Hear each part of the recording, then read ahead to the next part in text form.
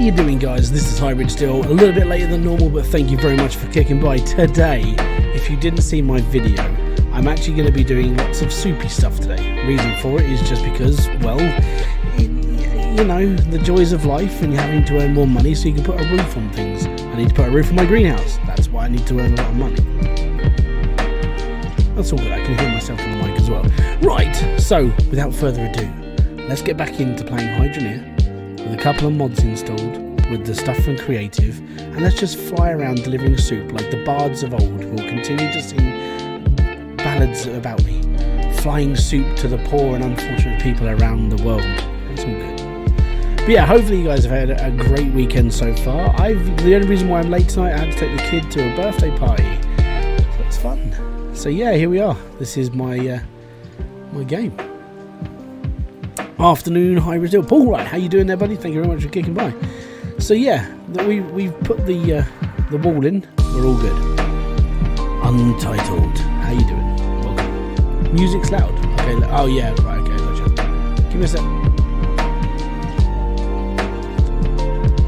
That's me. There we go. Spotify. Is that better? Is that a little bit better for you guys? Can you hear me now? There we go. Okay. Cool. Good evening from Denmark. How you doing, Peter Paulson? All the way from the other side of the water. Yeah. Welcome to the live stream. So yeah, I did turn on subscriber only chat. Main reason for it is just because, you know, obviously as a YouTuber you try. Yeah. Was about to mention loud music. It's all good, thank you. Yeah, the people that come to watch this channel are usually quite good if I've ballsed up somewhere along the lines, so it's all right. Okay, so my first point of view is I need to crop everything, so that's gonna be fun, and then we need to start going and get some missions. So let's go and crop. So I did all this while, if you watched my video where I was doing this with when I was putting the roof on, I had all this set up ready to go. It's gonna be a little bit laggy because I've never done like a whole load before, so it's gonna be a bit strange. My music's literally just stopped. Why have you just stopped?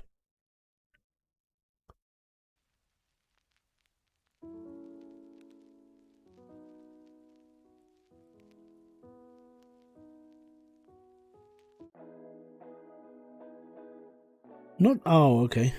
Enable repeat, no. Enable shuffle. I'm not sure why it just stopped.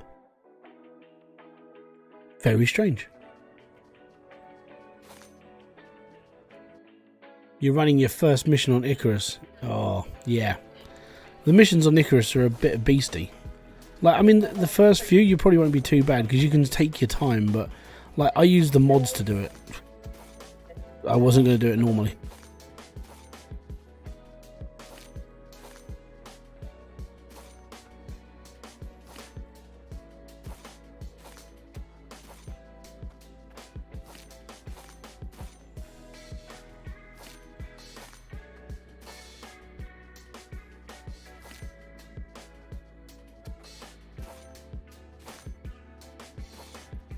But yeah, I'm literally just doing... I'm trying to catch up with everything I've got to do, and putting a roof on things is actually a little bit difficult in some respect because it's like the amount of tokens needed is ridiculous. You're thinking about watching Pirates of the Caribbean, but why is the run gone? Yeah. So I'm already got 2/3 of the beacons placed. So you're doing all right then. The mission I did the other day was to find out what was killing prospectors, and I did that, and I was just like, this is, I mean, I was playing it on like hard, and the reason why I'm playing it on hard is because obviously playing with mods I'm not dying, so I'm getting extra money for it, but it goes away so fast. Also, respecking is pants in that game. You have to buy all the points for it to respec. Now to respec you only get one, you have to buy each point individually, and I was like, nah, that's alright. It sort of annoyed me a little bit that that's their system. Really annoying. Why is game audio and my... Wow, okay. So over the last few days, it's been a bit ropey on OBS. Like, I've got a friend who was having troubles with his like frames. I've got a friend who was having trouble with this. I was like, okay, the only trouble I had was that my recording froze halfway through a video. I was a little bit annoyed. When I say a little bit annoyed, I mean really annoyed, because it's a video that I'm trying to turn into my like a comedy more than anything. But I mean, genuinely, it's a diabolical game. But you're with one of your cats. That's cool. Whatever floats your boat there, mate.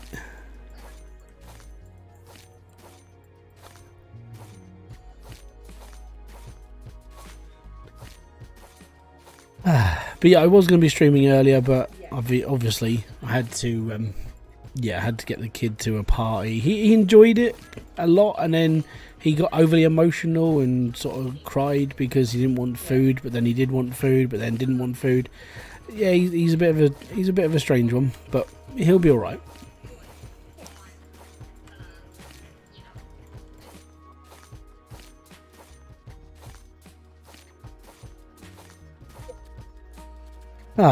There we go. So I'm all cropped out. So let me go through. Let me just drop this here.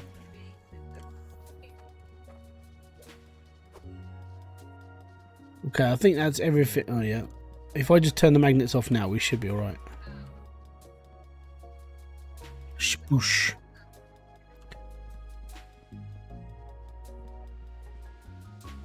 It's all good.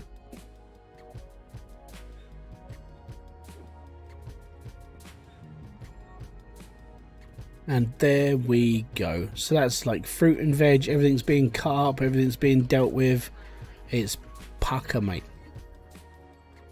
Now, I know it's not for everybody, but this automated system is how I'd like automation. It's like ordered. Like regimented. It's all good. Okay. So next then is to go and get myself some recipes. Actually, I should turn off my water first. There we go. What is my favourite Pirates of the Caribbean movie? I would say the first one. Mainly because it wasn't... it hadn't been corrupted by then. You know, it was a new IP. People enjoyed it. It was funny. It was good. Then the second one with David Jones as Locker. And it's like... it's something about this doesn't sort of float very well with me. I mean, it was alright, but it wasn't like a great film. And then Dead Man's Chest was a little bit like, if I'm going to be brutally honest, Dead Man's Chest was a bit crap. And then I didn't enjoy them after that. And I sort of wish that they'd sort of kept with a little bit more of a comedy pirate film instead of trying to be a bit serious and then like having like more main characters than Jack Sparrow. Jack Sparrow was like the main reason why I watched Pirates of the Caribbean in the first place. And him and Orlando Bloom bounced off each other really, really well. And then afterwards it was like, it was more focused on, you know, Keira Knightley. And unfortunately, Keira Knightley, I like her as an actress, she's alright, but she's not a lead character in a Pirates of the Caribbean film. That's just my own personal, like, whole like, thing about that though. Okay, so there's one guy... He's outside the shop. There you go. 16 tomatoes. Sure, we'll take it. It's a lot of tomatoes. And then there's this guy up here. Right, okay, we're all good here. What would you like? 13 tomatoes and 9 carrots. Are you crazy? I think you are. Right. So yeah, the main reason why I turned subscriber only chat on tonight was just because, like, normally I get, like, you do get spammed quite a bit from time to time, so I'm just trying to cut down on the spam more than anything.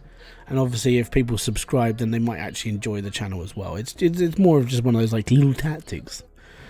Okay, and the other ones I've got to go to are in Burnscroft and Bastion's Keep. Excellent, let's go. But yeah, I know it's a little bit later than normal, but it's alright. So just outside Burnscroft, which is this place here. What is your absolutely go-to movie? Mine is The Shawshank Redemption. I like that film. Shawshank Redemption's amazing. I've got two. Like I know three. I've got three go-to films if I'm feeling like I need to go and watch a film. It will be The Crow, which I bloody adore the first one. Brandon Lee in it is amazing. The film is like gothy and it's a little bit gritty as well, and I really, really like the film itself. Fight Club is my next one. I really like Fight Club. Like, to a point that I bought 3 editions of Fight Club. I had the normal DVD edition, the director's cut, and then the steel case version. I love that film. And my third go-to film is this one. Welcome to the Oasis. I love Ready Player One. Ready Player One is like I really, really enjoyed it. I like the plot. I should really read the books at some point. I keep being told I should read the books, but I haven't got around to reading because I don't read a lot.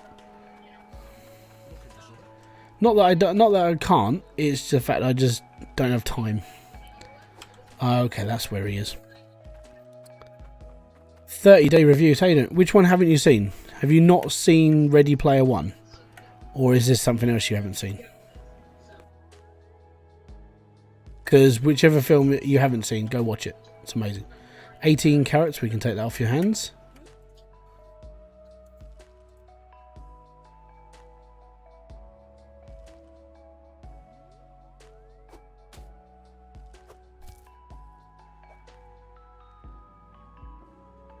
Okay, so The Crow, Fight Club, and Ready Player One.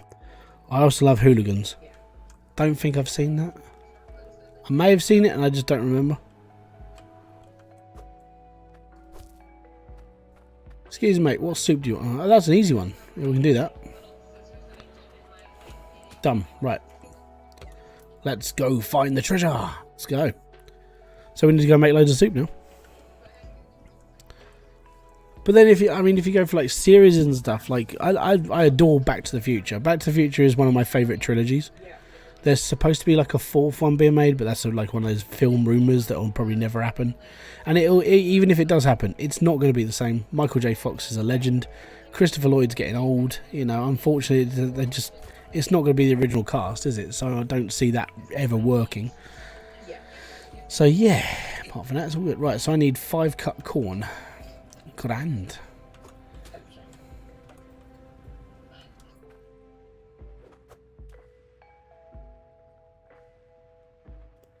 Five.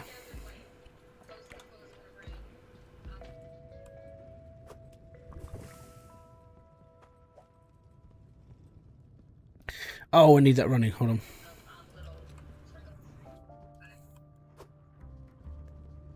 Right, so that's that one.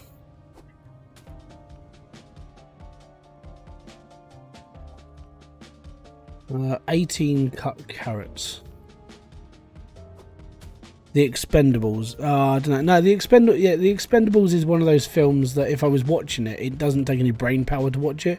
It's one of those like has a little bit of plot, but don't really worry about it. It's fine. I watch them just because it's one of those you don't have to think films, which does suit me down to the ground. I don't like thinking a lot.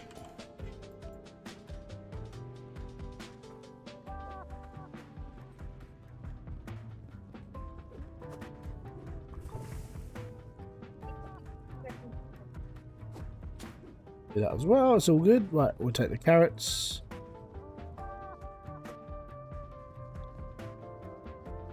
But I've got all these as well. If I get worse, I'll just chuck a load on the conveyor belt and I'll just mince them all up.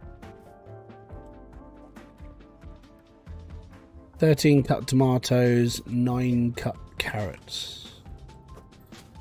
Okay. I think we have to start mincing up the other carrots now.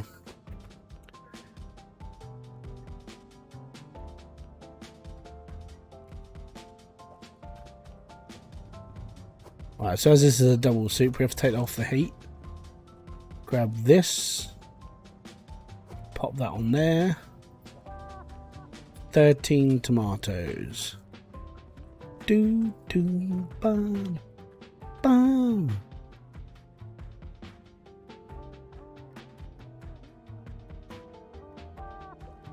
There we go. Right, okay, so we've got carrots and we've got tomatoes on that one. This goes over here. So I will be warning you that there won't be a live stream next Saturday. Mainly just because We've got guests coming around, not going to be here, and I will be streaming like the following week during the week as well. So I'm doing a few other bits and pieces as well. So it's all good. Right, so this should cook.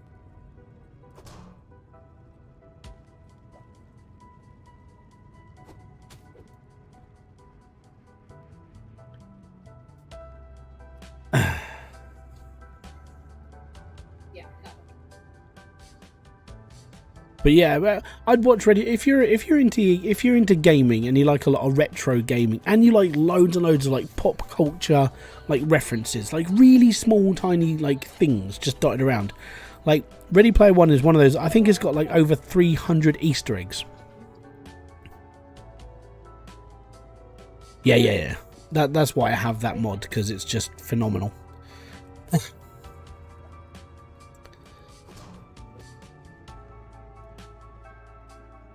Yeah, that's good.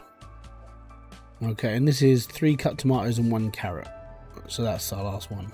We need 3 tomatoes.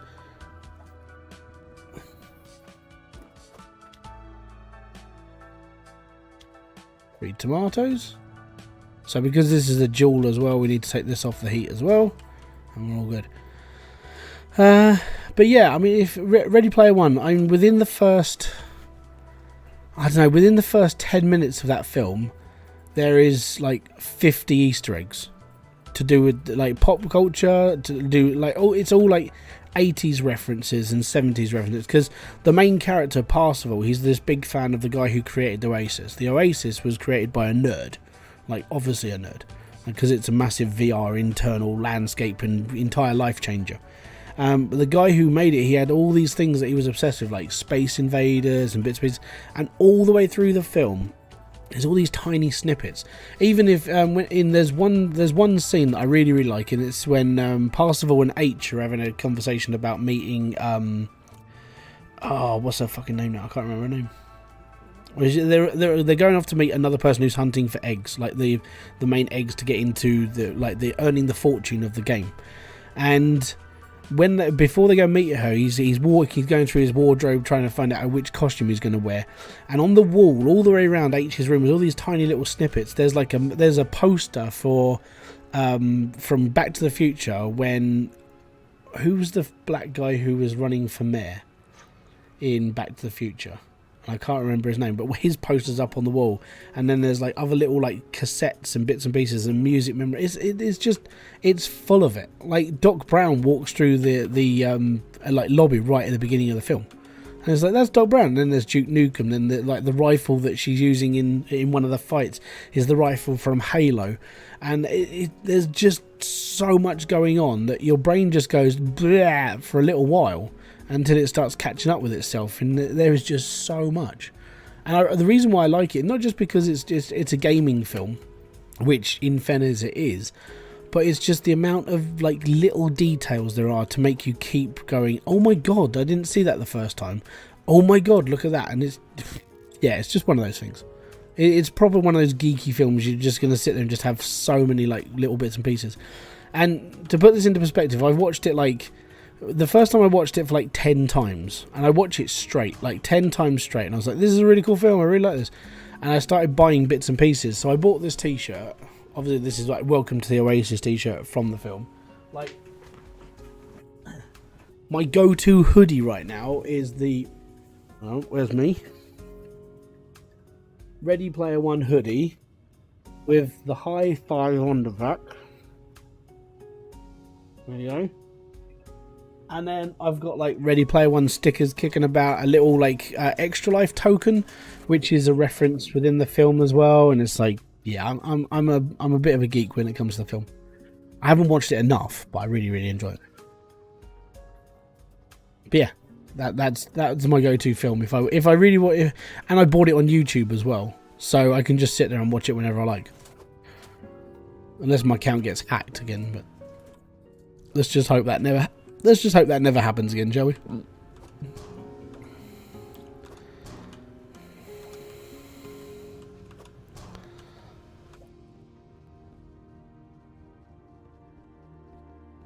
Right, then we put the scroll down in here first. We'll get the soup off the table. I really should get a shelf or something to put that on. Because I've got all these seed boxes here, but I've got nowhere to put them. So I need to create something for them, I think. Right, and there's this one. That's 18 carrots. 18 carrot soup.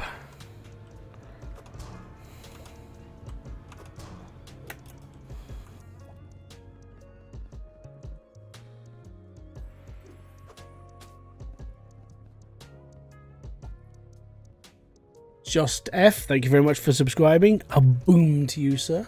Most appreciated. Or madam, I don't know if you're a man or a woman. But thank you very much for just being part of the subscriber. That's awesome. 13, yeah, that's this one. Cool, cool, cool. Do, do, do, do, do, do.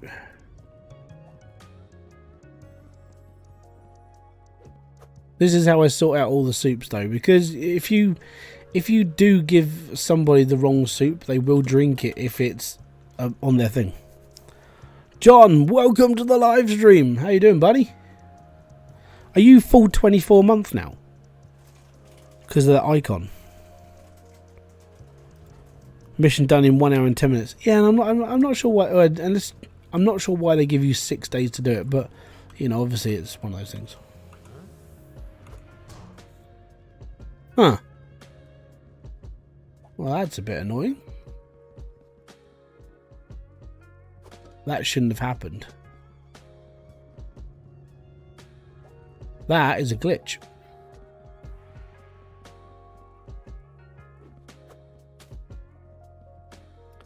What's up? Yeah, we're doing alright, man.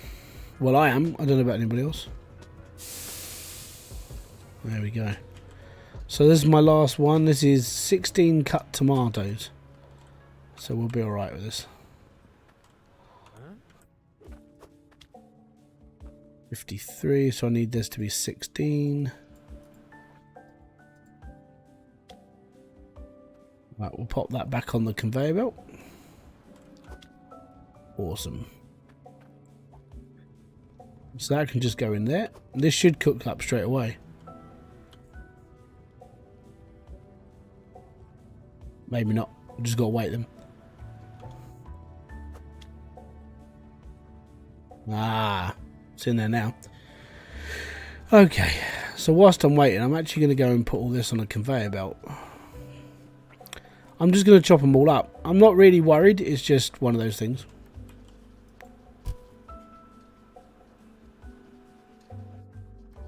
What I really should do is have one that just does... I should have an extra arm just in case I do this sort of thing. And be like, I'm just going to do this quick. And I've got like a little arm where I can just pull it off and be done.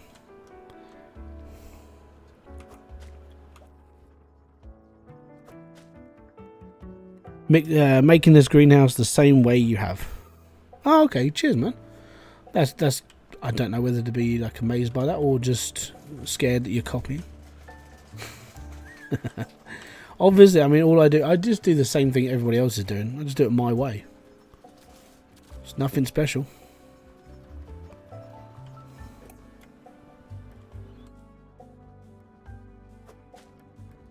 Why is there a Brussels sprout there? That's broccoli. How did that carrot get there? Oh my god, I've got fruit and veg just everywhere. What? What? Books for Christmas? Oh wow, I've just got fruit and veg everywhere. I'm gonna have to go and tidy up all my aisles now. There's loads of it. What is going on? Yours is a little smaller. That's fair. I mean, you don't have. The thing is, the only reason why I did it my way is just because if I want to grow everything, I can. That's it. That's the only reason. Okay, it is working. But yeah, it's the only reason why I did it the same size I did is just because if I want to, I can grow a row of each veg, and it all gets done how I need it to be done, basically. That's interesting.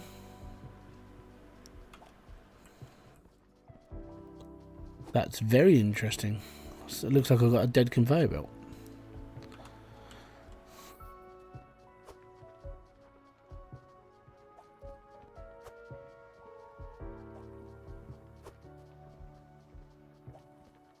Very strange. That shouldn't happen unless I've forgotten to put a pipe in there. Which, that sounds... Oh no, there is a pipe there. Working now. So strange.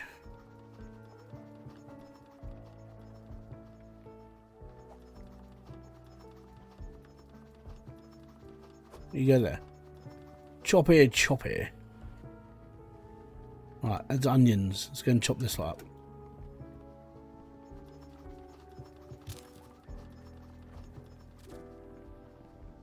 Also, there's a carrot down. I'm gonna have to go and check underground now, aren't I? If I'm still seeing bits and pieces down there, I'm hoping that the wood that I put underneath would just stop things. But I have my screen brighter than the sun right now. That's okay. Vegetable leakage. Yeah, it's really strange. But we'll get there. You know, it's not going to deter me from making what I need to do. I'm waiting for a soup to get finished, but it is getting there.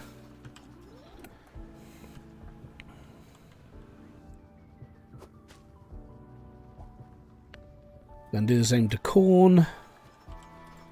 The only reason why I save it is just because, like, when it comes to growing stuff, is if I have all these and I just throw them into the mincer, then I get loads back. You know, it's just that's what I need. I need like seeds, but I don't really need seeds right now. I've got quite a few, so currently I'm just whacking all these through again. The next harvest, I'll probably do it, and I'll probably do seed bags off that lot. Well, that's the only reason why I keep hold of half the yield. I could probably do less yield. Looks like you're getting popular. Getting there, man. I don't know about popular though. I mean, the thing is what I recognise is like Hydroneer is a big puller for this. Like when it comes to my live streams, Hydroneer. People like Hydroneer, so I play Hydroneer. That's interesting.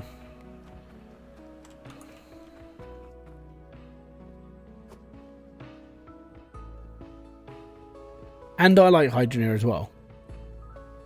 It's not just the people who like Hydroneer. I adore this game. That's why I keep playing it. It's why I haven't stopped playing this game. Because I really do like it. And that's why I always said that I'm going to keep doing like one Hydroneer video a week. Because I'm always going to be showing what I'm working on. I'm always going to be doing bits and pieces and just sort of like dithering about with it. And that, I mean, I'm still going to be doing like, if I do like a bit of the mine, if I do something else, I'm going to be documenting all of my stuff I do. Mainly because it just helps that people, you know, people do sort of like what I do. On this at least. I'm not sure about every other game. You give them all kind of tips. I try, yeah.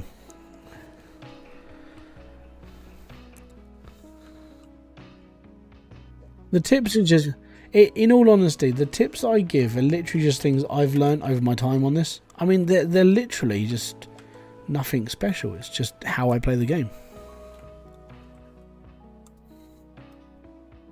But it's all good. I mean, if people enjoy what I do, then I'm going to carry on doing it because I'm enjoying it as well.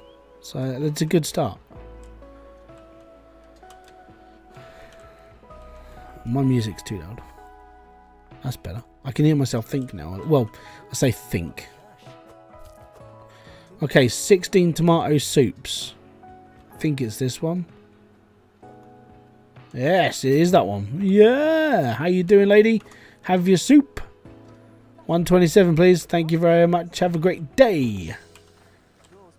But I don't see the point in showing people like I don't see the point in doing a video based on what I'm doing here, right? I can't remember what he wanted. But when it comes to like upgrading stuff or building something, yeah, I'll do that. 13 and 9. Okay.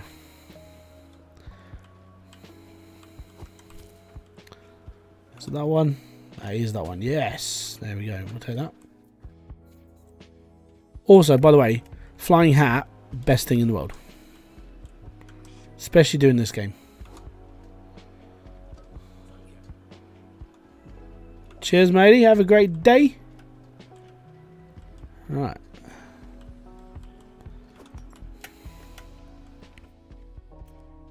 You helped me late. Yeah, I try. Time to make a launching explosive string. That sounds interesting. I don't know what you're trying to launch or explode, but it's all good. I'm still waiting on Max to put the game on console. I don't think there's a plan to put it on console. I think you're going to be waiting a really long time. You might be even waiting forever. I don't think there is plan for console. I mean, yeah, there is the whole like never say never thing, but I don't think it'll happen.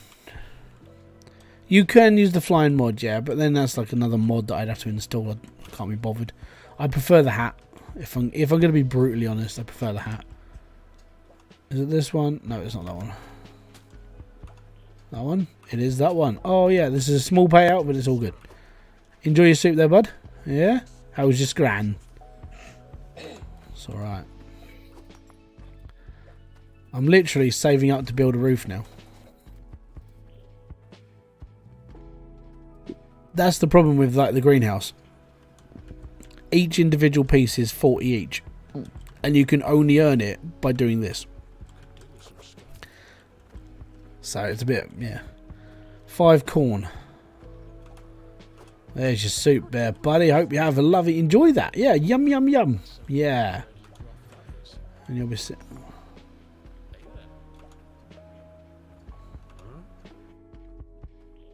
Hold on. Excuse me. Oh no, I'll come back to you.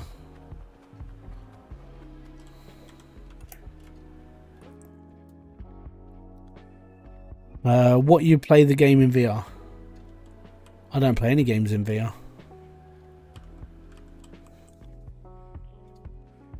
This game's not even coming out on VR. I know that much. I think Max used to work for a company who made VR games, and he was like, I don't want to do it. I completely understand. Oh, we got some money. Money, money, money, money. Excellent. Would I play games? Would you play games in VR? Yeah, I would.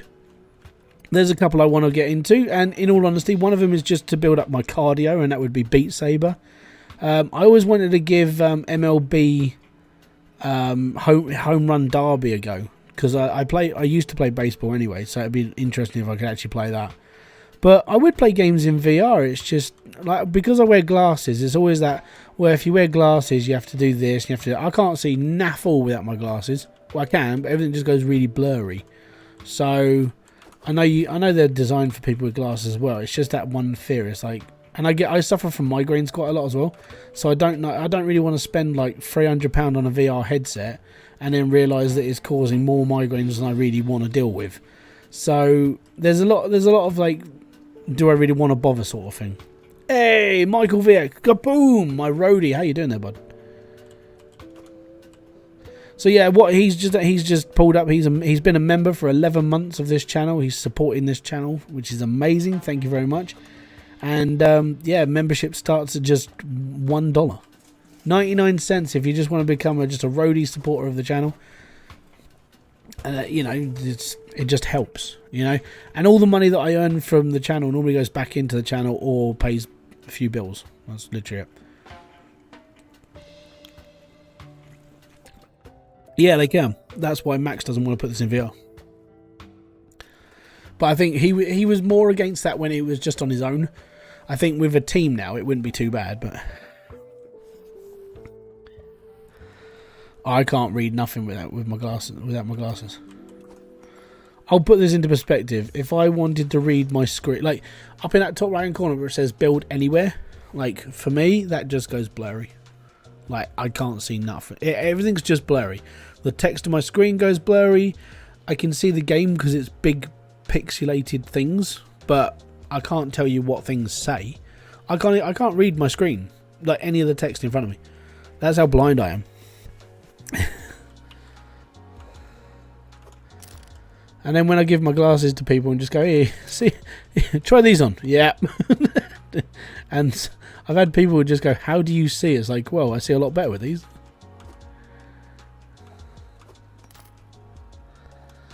Oh, we got the devil's number. 666.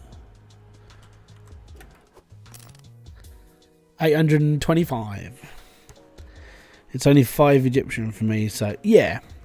And at the end of the day, that £1 that you send me a month, mate, you know, it goes towards buying a game or doing something for the channel. And that's why I've got Patreon set up. That's why I've got all... After I got hacked, I was like, no, I really do need to, like, look into, like, everything now. So, yeah, that's another reason why I'm doing it. Right, let's go and buy... I need to buy a couple of slants and figure this roof out. I think I'm going to go with, like...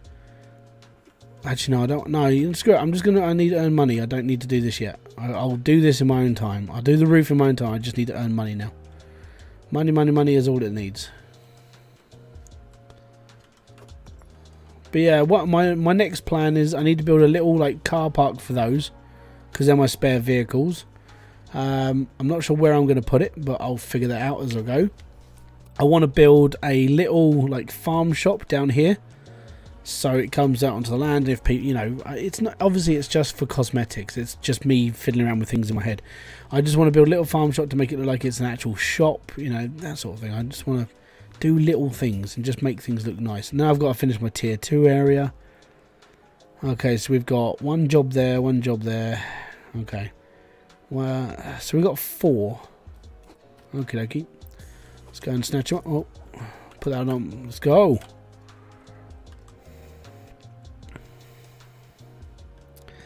Well, I mean, the original like devil's number, if it was translated properly, was 616. It was at 616, which is what I believe the official like devil's number is. But then people bastardized it and translated it wrong. Hi, is that all you want? The area code of the beast. It's the area code of the beast, yes. But yeah, apparently it was translated wrong, and that's when it came out with 666. But like the official number that was written down before it was translated, it comes out like 616. But I don't know. That's just what that's what I remember being told. Hi, mate. Oh, come on, man. Oh, I'm not going to be able to afford any bread at this rate if you keep giving me low balls. It's not cool, man. It's not cool. What are you doing? 8. Blondie. There we go. 6. Oh, jeebus. Who programmed these people?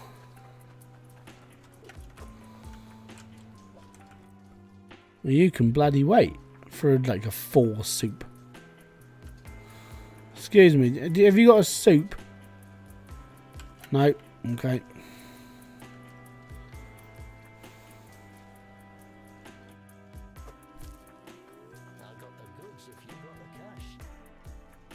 That was the original Illuminati. There you go. Alright. So the last one's over in Burnscroft. And there's that woman who I think she wants like a 4 soup or something like that. It's going to be crap. I've got all these fruit and veg. I've got all these veg.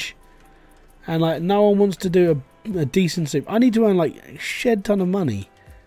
I need loads.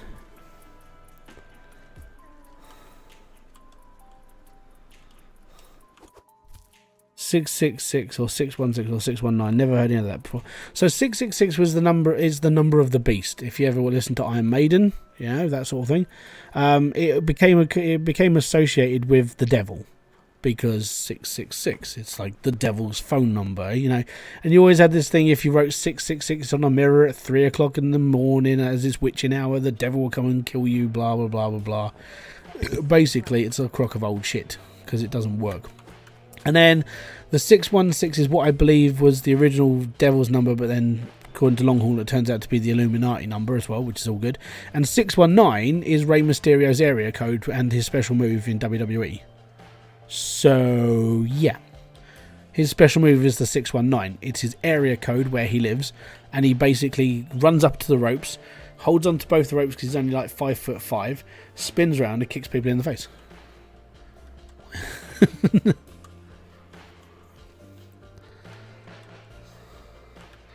The devil's phone number is actually unlisted. I wouldn't be surprised with the amount of sales calls going around nowadays. Or he probably owns the call centre. And that's why you always get like sales calls at stupid o'clock in the morning, because he just doesn't shut up. Who told you to phone me? The devil. 2 cut tomatoes. I think we can do 2. Yeah, we're done. 2. This is going to be a slow delivery. It's going to be so bad. Like, these soups are not worth it. I wish there was a way of just respinning so we could get another one. But you have to do these ones so the next one's coming up.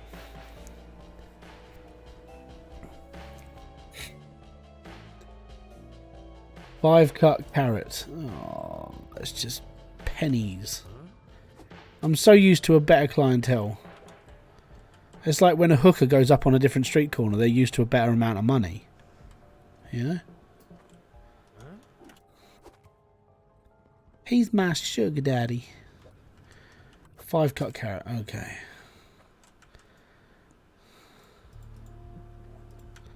And there we go. The scam artists don't call me anymore. Just a bit. No, they don't phone me anymore. We disconnected the phone line. They don't phone me at all anymore. And normally when people say, is this the only number we can get you on? Yes. Because I don't have another phone number. It's literally just my mobile. Pink Panther! How you doing, dude? Or lady? I can't remember. It's been a long couple of weeks. Christmas really did my head in. 9 cut tomatoes. Yay. This is baby numbers. We want like broccoli and sweet corn and yeah. Sharon. Also, oh my god, Kelly Osbourne and fucking Slid from Slipknot, first child, amazing. I'm a big fan of Slipknot and I adore Ozzy Osbourne, so anything that comes off of Ozzy is usually quite cool. But now, like, Sid has his own child. Well, he's probably got another, but yeah, so cool. When I've known scammer call me, I answer the phone, LT right. If it's a known scammer, I try and record it because I string them along like any scam call artist. I normally sit there and just try to piss them off. Right, 4 cut tomatoes. Ben, how you doing, buddy? Welcome to the live stream. Was it 4? I think it was 4. There we go.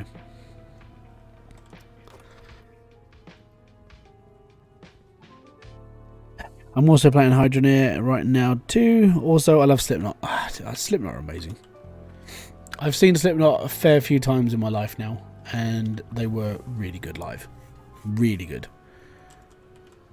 And Corey only got better over the years. He never got worse. And then I don't know. He's just always been able to like top his own show, which is amazing. And I agree with a lot of what he says as well because he's older than me, and it's like, oh, I don't like this. It's like, actually, I don't like that either. It annoys the piss out of me. That's all. It's just quite funny. Deathrick Gaming. How you doing, Matt? Hope you're doing well, bud. Never been, but I think it. Yeah, Slipknot gigs are amazing. I would get in there like in the next. I'm going to be brutally honest, right? They're all pushing like getting into their 50s, right? I would start maybe looking into going to a Slipknot show now because they already lost Joey because Joey died. And then they already lost Paul Gray because he died. So there's only like 6 original members of Slipknot left. So if you can, go and watch them now before someone else dies. Just the way I see it. I mean, Clown's pushing it, How you doing, Midnight? How you doing, Charlie? Going well so far. What about you? I'm doing alright. I'm just like, when I came back from like holiday, Christmas, it was like getting over the whole hacking thing. The channel is going to be an absolute bastard for about another month until things start picking up again because of being hacked, which sucks. Like, I'll put this into perspective. Being hacked is it's not just the time you're gonna the time you've got problems with. It's the time afterwards as well, because they basically take away all of your stuff and then you have to relist it and everything. Your ad revenue just goes down to like bare nothing. So this month is going to be exceptionally pants, basically. I just rediscovered Thunderbirds. And it's surprisingly not just kids. If you're talking about the original Thunderbirds from the 80s or 70s and 80s, yeah, you enjoy those.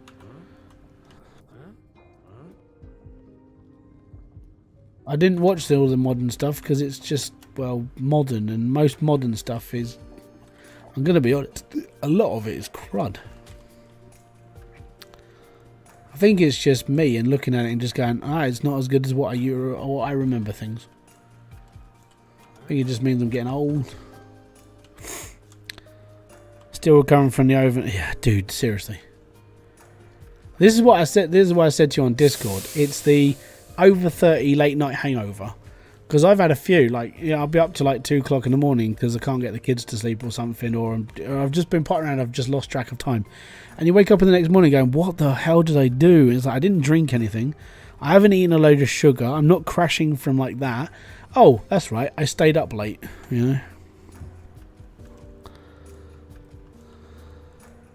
Oh, is it good? I didn't rate anything. I don't rate a lot of new stuff. Let's put it that way. Mainly, it's just because of politics. I don't, I know they tried to pander to kids by doing this, that, and the other, and it's like, there are episodes of like children's TV shows that my kids watch that annoy me because of the way they're politicised. Right, 2 tomatoes. Hey, is that one fantastic? 21 coins, sir. Thank you. Oh. Simples 72. How you doing? Oh, sorry, you shouted it. How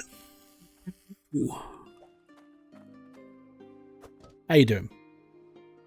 Speaking of getting old, found out I need glasses. Welcome to the Four-Eyed Club. In fairness, I've needed glasses since I was 4.5, so I've been here all my life. My dad last year got his first pair of glasses. He's 57 now, and he's had a previous injury in life, and he's just started to notice that his eye that he got injured in is just balked completely. So, yeah, he's not exactly happy, but he's either that. I mean, it will slowly get worse. His injury was ridiculous. Like, they had to pop his eye and everything. They popped his eye out of the socket to make sure there was no problems with his corneas and stuff. It was that bad. 4 tomatoes. I'm pretty sure that's what happened. That's 9, so it's the other one. But I think the story he told me how it happened was he used to work at this like woodworking place, and one of the machines used to like smash wood underneath this thumper, and as he was looking over it to make sure that it was all lined up properly, it knocked him in the face. And since then, if he ever like did too much strain and stuff, he'd get like stars in his eyes, and it's just because of that injury, basically. My dad, my dad finally told the story to Kerry of what happened to his face, because my dad's got a scar above his lip, about here, and basically a bit of blade flew off and cut him in the face, and took it. He went to hospital in his boss's car, and his boss's car looked a little bit like the bit out of Pulp Fiction when the guy's brains get splattered everywhere, and it was just my dad poking his tongue through the hole in his mouth. You should consider doing a charity stream. That would be awesome. The reason why I don't do charity streams is because I don't think anyone would watch them. If I'm going to be brutally honest, I've got 15,412 subscribers last time I checked. And I have 27 viewers right now. So, yeah. Most people who watch this channel literally just watch for videos. The streams are just bonus content. I do the streams once a week, so people can sit here and have a chat with me if they really want to, or if they just want to get to know me a bit more. Then you can ask me questions, that sort of thing. But yeah, live streams are really, really fickle on YouTube. So I'm going to be doing a couple of experiments next. I want to say next week, but not next week. It'll be the week after now. I'm going to start maybe doing a couple of things on Twitch as well, because I am affiliated on Twitch. I just haven't streamed there for like 2 years. But the problem with YouTube streaming is it's not as good as Twitch streaming when it comes to like having an audience to watch streams. Like the whole of Twitch is built up on just streams alone. Well, streams are normally on Saturdays, mate, which is like now. But because of the way YouTube is, it doesn't promote streams as much. So in order to grow as a streamer, you either have to stream every single day without fail at exactly the same time so people can find out where you are and when you're on and so on and so forth, or you just don't do them. And I'm like, okay, that's a little bit hard. So that's the only reason why I do one stream a week. It's nearly the same time every single week, and it's always on a Saturday. It's always now, and I just kick back, play a game, and do some stuff. And if anybody wants to chat, it's there. It's also a good way of, like, if you actually wanted to, you know, super chat or anything else, it's probably the better way to do it because I'm live. That sort of thing. But apart from that, it's all good. Robert Gildings, how you doing, bud? Welcome. Right, is this yours, mate? It is. Fantastic. How you doing, bud? Yeah, I got your nice haircut. Thank you. Have I not been collecting them? Oh, I have been collecting mine. It's all under the bowls. Right. Oh, that I shouldn't have done that. Up we go. Used to stream on Twitch, don't anymore. Same. Right, so when I first started, I put in a shed ton of work. Like I knew that when I first started this, it was going to be difficult because I'm not young. And I know Roberto Blake just did a video about this, and I knew all the problems when I first started this. Basically, I'm not young. I'm not a young person. So I'm competing against people who are almost like half my age, sort of thing. So I'm just here to play games. I don't want to become one of the. I don't really want to become one of the 1%, because, in all honesty, it probably won't ever happen. But if it did, then I'd just be one of those like flukes. It happened because I don't know why. I just want to play games, enjoy myself, have fun, and just develop myself as a person more than anything else, which is more of what I was aiming for when I first started. It mainly started off as a hobby, and then it just became, it's one of those things that I just enjoy doing. I'm quite happy doing it. The downside to what I did when I first started was I did stupid amounts. Like my first year on YouTube, I did 350 videos and live streams.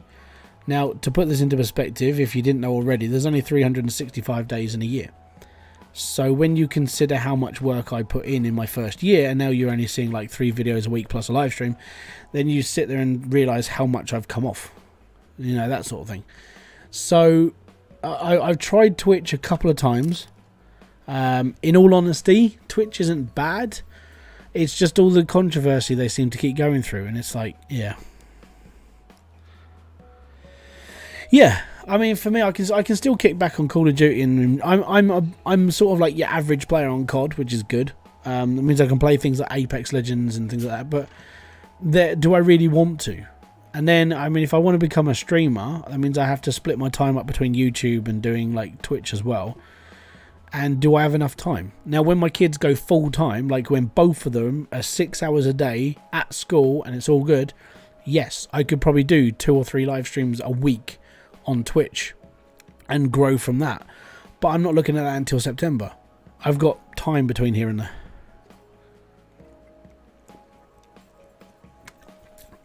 You stream Farm Stream, mate. There are so many people who watch that bloody game. I mean, you're technically watching a crappier version of that now. I'm literally farming. So what you were doing it on a more advanced scale than what I'm doing. Loads of people watch that game.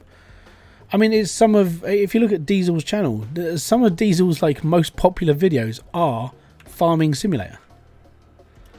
Just because people found it, and Car Mechanic.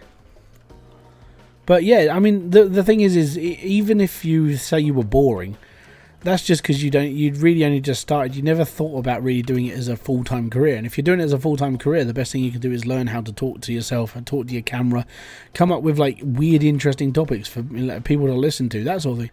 It's just about just rattling your mouth until it stops.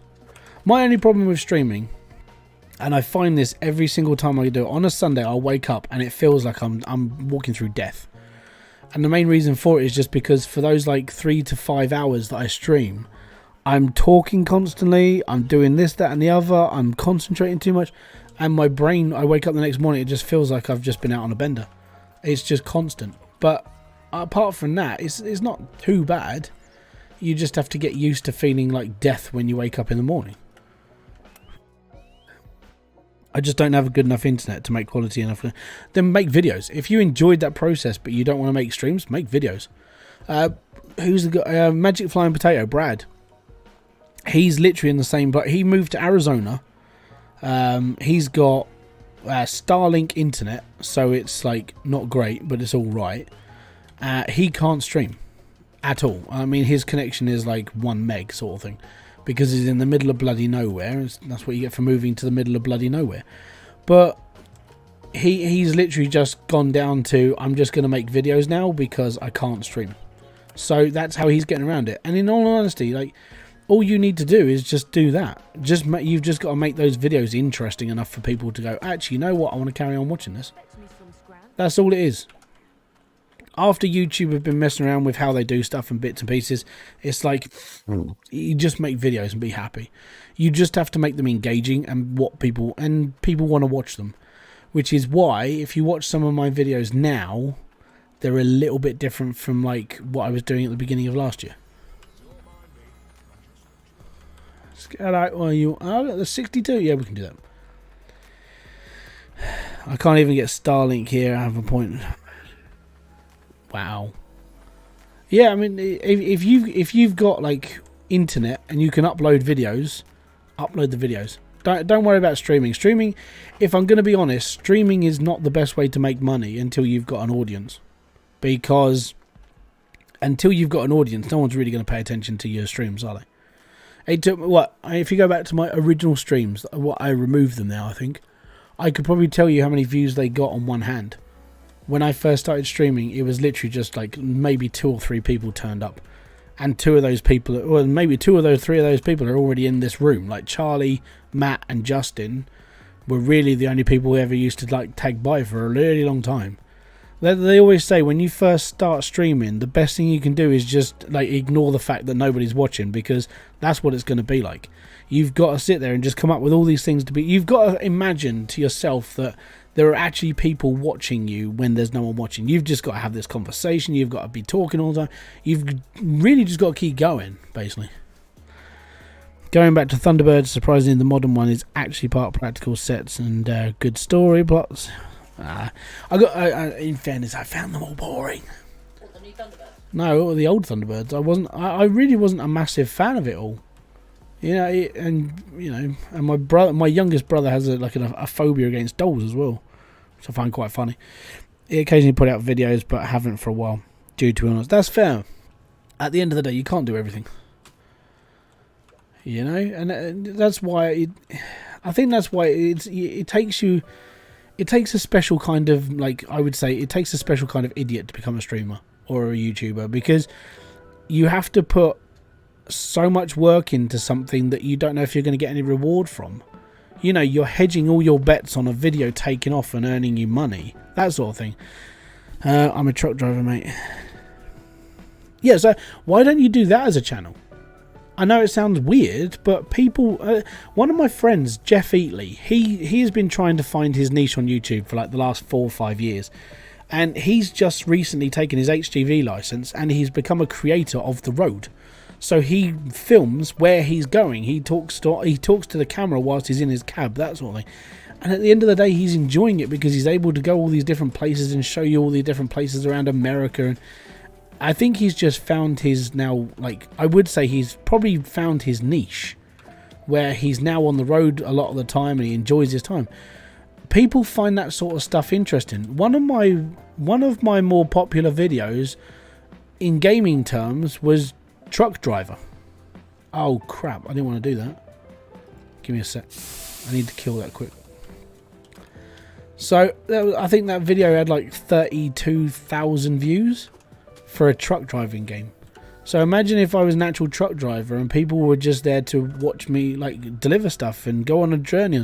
There's people who, I mean, around in the UK, there was a person who was documenting his journey as an Amazon driver. He literally sat there with his camera talking to people whilst he was driving his van around delivering parcels to people's houses. He wasn't filming people's houses because that would be against the law, but you get what I mean. There are loads of people that do that sort of thing.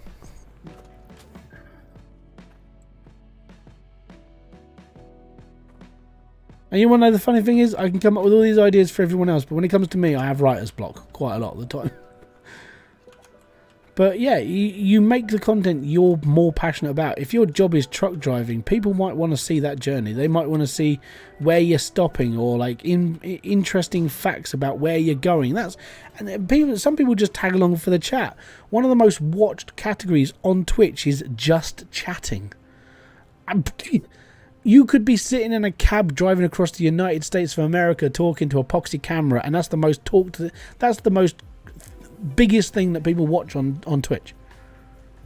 Funny how the world works, isn't it? I love watching your streams. You're good and funny. Plus, watching your streams makes me buy the... I'm really sorry, Phil. On a matter of clarity, Doctor Who. Again... so this is when it comes to like Doctor Who and stuff like that, I'll watch it, but again, I wasn't like a massive fan. You know, I'll watch them and I'll enjoy them, but I'm not one of those people. Like, I'm not like my father-in-law. My father-in-law is like a big Doctor Who fan, you know. And I met Tom Baker where I used to work, and my dad. I think my dad built his kitchen at one point as well, because he's local to where I live. When my dad used to be a cabinet maker and we worked in woodwork, he built things for famous people. One of them was Tom Baker. The other one was Uri Geller. And he has built other things, but Uri Geller and Tom Baker are the only ones I remember him working for. Uri Geller's the guy that bends spoons. He was on TV about 25 years ago. if you want to know who he is.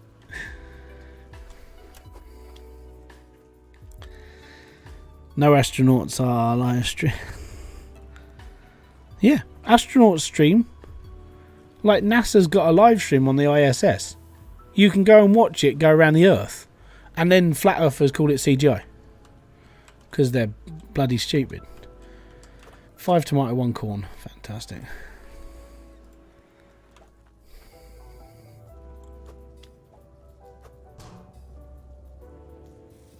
Who's Tom Baker? Okay, so Tom Baker was, I would say, probably one of the more famous doctors from Doctor Who. Also, he was the voice on Little Britain. They're the 2 roles that I really remember him from. Let's put it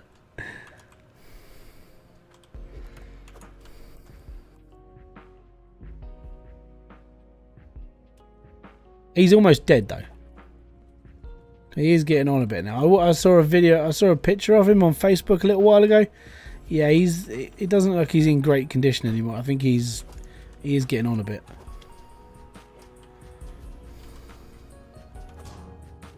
But it's the same with a lot of like old stuff. I'll watch them now and I'll be like, well, you know, they're all right. But yeah, even back then, I didn't really rate a lot of stuff. I was more interested in just doing what I wanted to do, which was, I think back then, was more playing with like Transformers and Lego and things.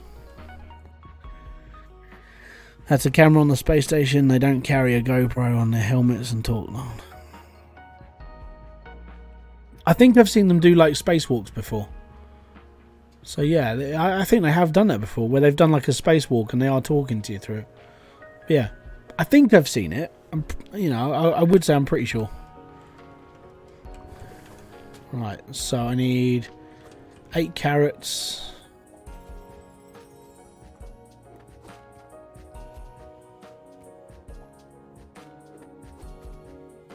I saw a video of a flat earther who tried to measure... Oh.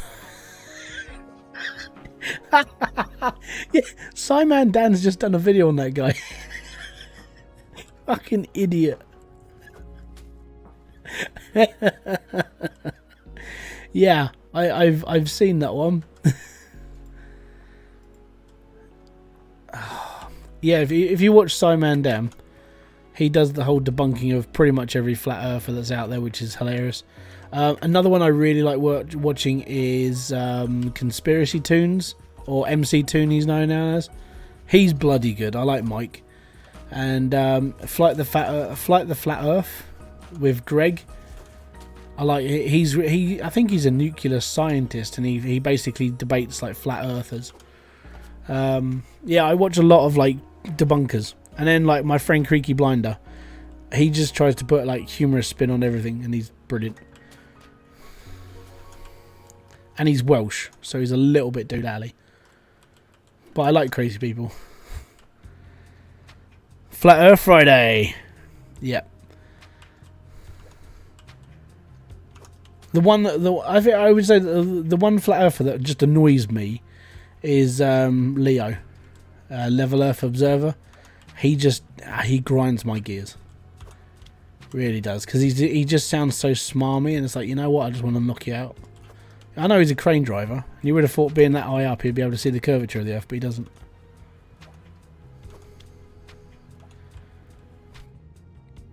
Nathan Oakley's a moron. Whitsit's a bloody plonker. Yeah, I watch a lot of them get burned. Have you ever played Empyrean Galactic Survival? No, I haven't. I just started Stranded Deep, and I was a plonker at that. I'm going to be, if you want to see idiot stupidity of the day, this guy, right? So I bought Stranded Deep on Steam. It was on sale for £10.71. I was like, I've got money, I can buy this, it's all good. And then like Kerbal Space Program's just become free on Epic, and like, I've just downloaded it. And in my library I'm seeing Stranded Deep. I'm just sitting again, I'm a moron! So I refunded Stranded Deep, and now I've got it on Epic, which was free. Back, is the game late? No! Not at all, mate. I haven't had a single problem, and no dropped frames. So I think it might be your internet connection. Genuinely, I think that's what it might be. And I'm using OBS. Well, I'm using Stream Elements' version. And I haven't had a single problem, mate.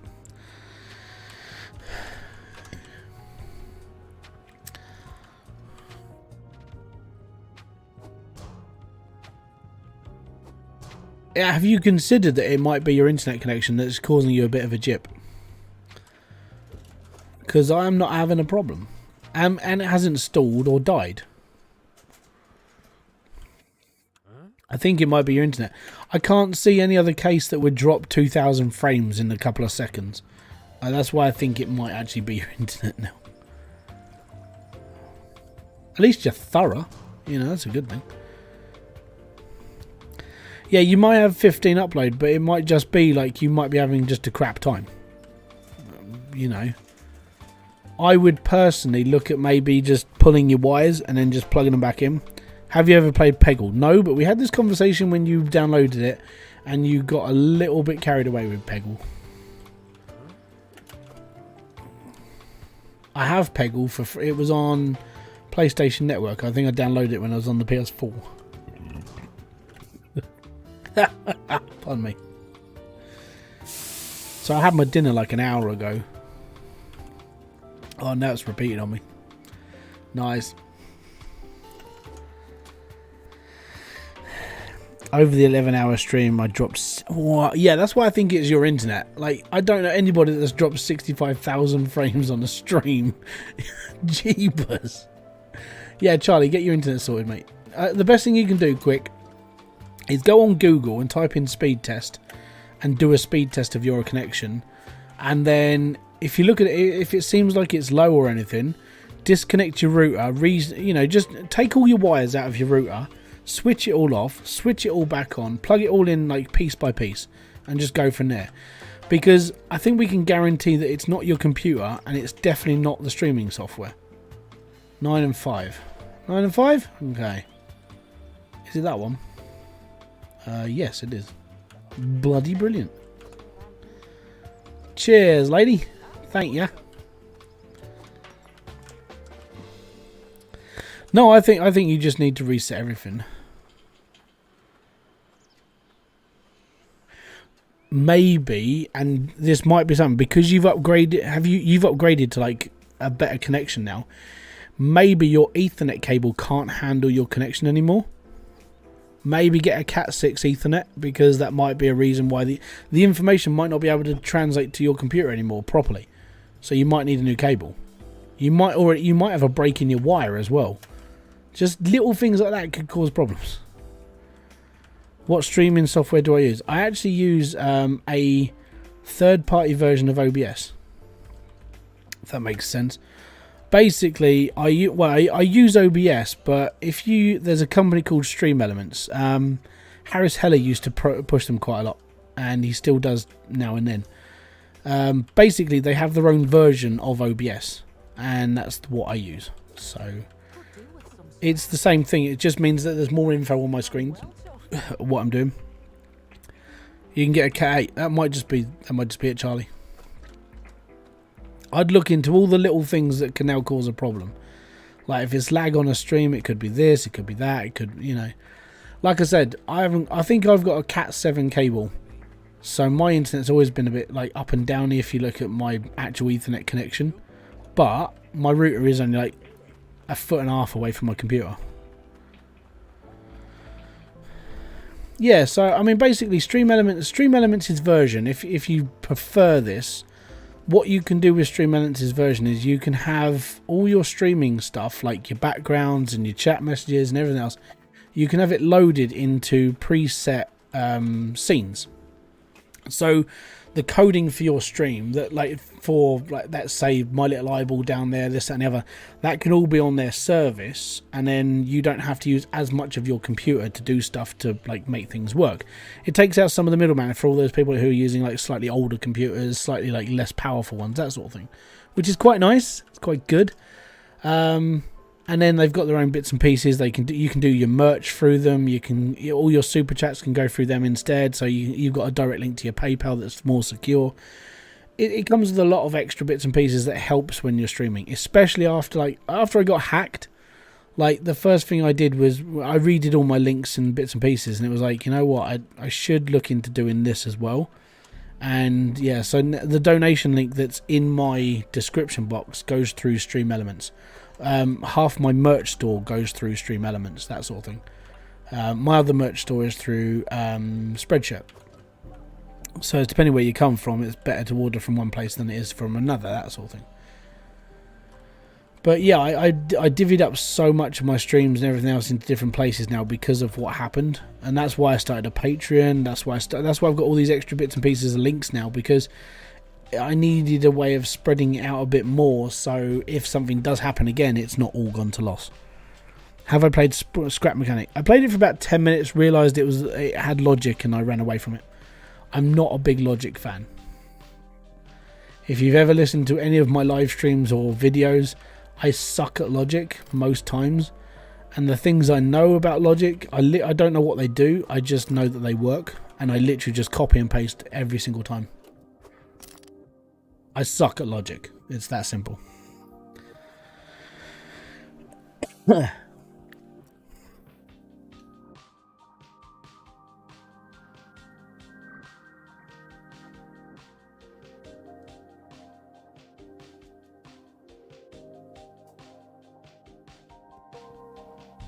But yeah, it's that's the way. I mean, as I said, I prefer Stream Elements' version of OBS.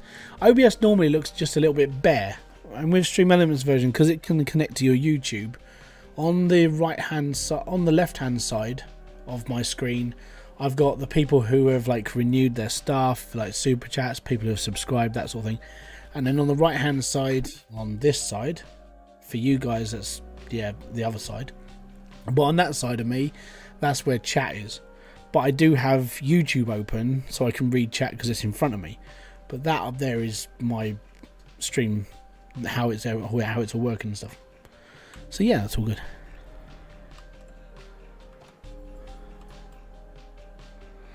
Yeah, I'm not a big fan of Logic, and it does my head in. That's why I don't play it. Okay, so I've got 2 in Grange Fields, one outside Bridgeport, and one at the corner. Oh, and there's one in Icehelm as well. Interesting. Let's go and get them then. Grange Hill, here we come first. Or Grange Fields. I still think it's because it was called Grange Hill, the TV show. That's why Max called this Grange Fields. I wouldn't be surprised. Yeah, bow. 48. Okay. I don't like working for pennies, man.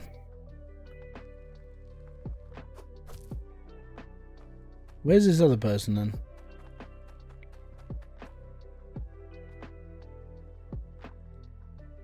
There was 2 up here.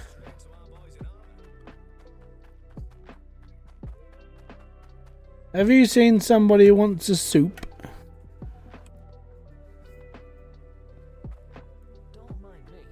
Remember that show with Tucker? Was that Grange Hill? Right, I can't see him or her.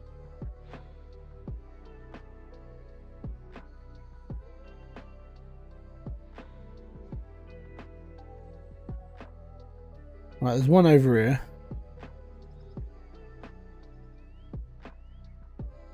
Excuse me, do you want a soup? Fetch me some scran. You do. That's a big one. Okay, 190. That's not massive though, is it?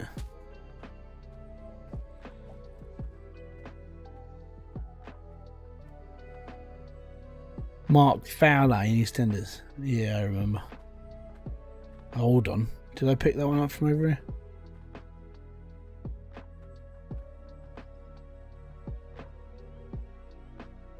Not you then. Right, we'll go and check out the map in the town.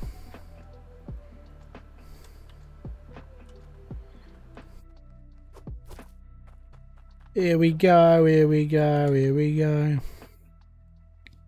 Okay, it's just one in Grangefield, one on the road. Other people have gone to bed. The one in Icehelm's still there, so we can get some work, at least.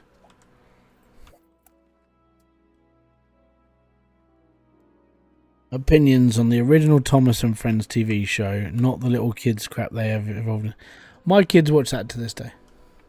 The original TV show with Ringo Starr doing the narration. It's classic television.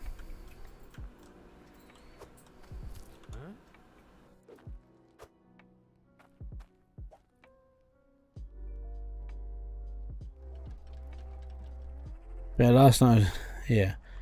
As I said, I reckon it's just because you got a dodgy connection now, mate. We'll take it. 12 carrots, 136 quid.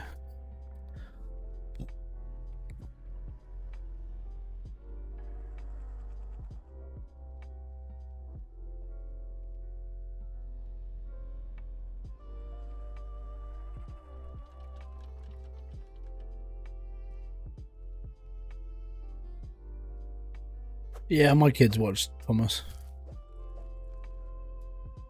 But then they watched all the variations of Thomas. So not just Thomas and Friends, but then like the other one with this cartoon. It's I'm the #1 engine, go! All engines go! Oh my god. That does my head in. Really does. Yeah.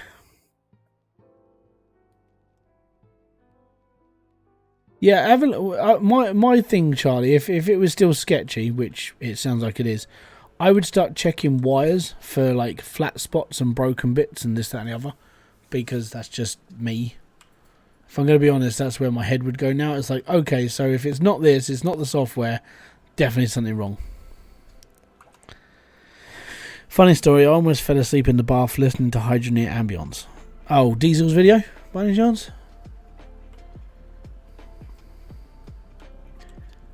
6 cut tomatoes.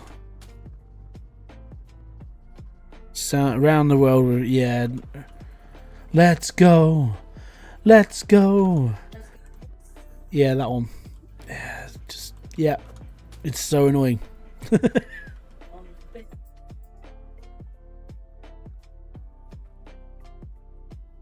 Midlife crisis at 12. You're not holding your hopes up too high for yourself then. It's just 6 cut tomatoes. We'll do this.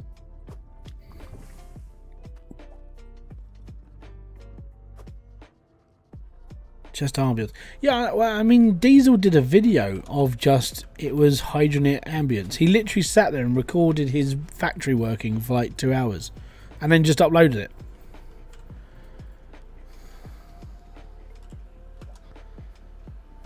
Okay, so that's a big order. We'll do that in a minute. 12 cut carrots. Yeah, most of the kids' shows start to annoy me now. The only one that doesn't annoy me so much is Bluey at the moment. And I know that's got his time limited. At some point, I will just hate it. Blippy, I fucking despise Blippy, but that unfortunately, that's on all the time. Yeah. But yeah, a lot of the kid stuff I can't stand. It's just not as like when we were kids. We didn't have a lot of like I would say it's a more CGI orientated TV shows now. I think that's maybe the problem. Because a lot of it is all animation or it's just naff, it's like it all looks the same. You got to think when we were younger, we had like actual like real life stuff. I mean, I say real life. I mean, if you remember like Rosie and Jim, you had puppets and actual people. You were being educated. Even on small like baby programs, it was Tots TV, or you would have physical beings with voices that were sort of talking to you, or the screen. Nowadays it's all CGI or cartoons and comics, and it's like it's all the same.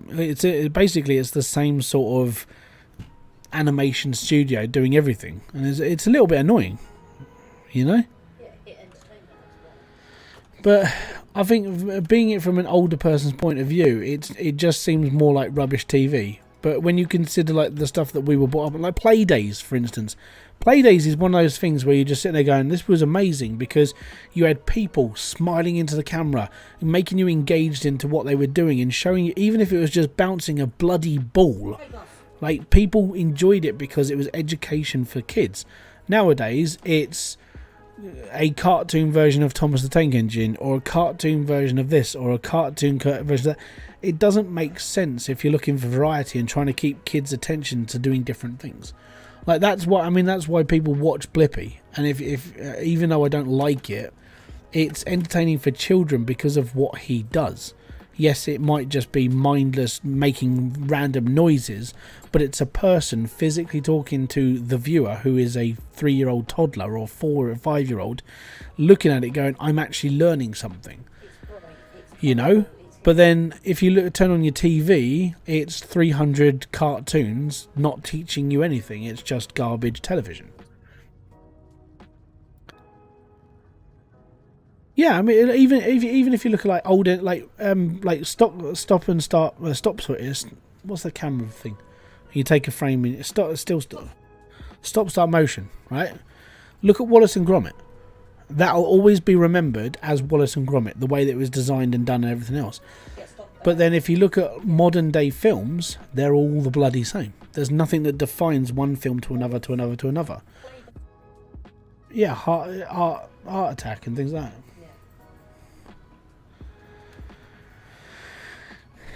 My son's really into Blippy and Go Doug.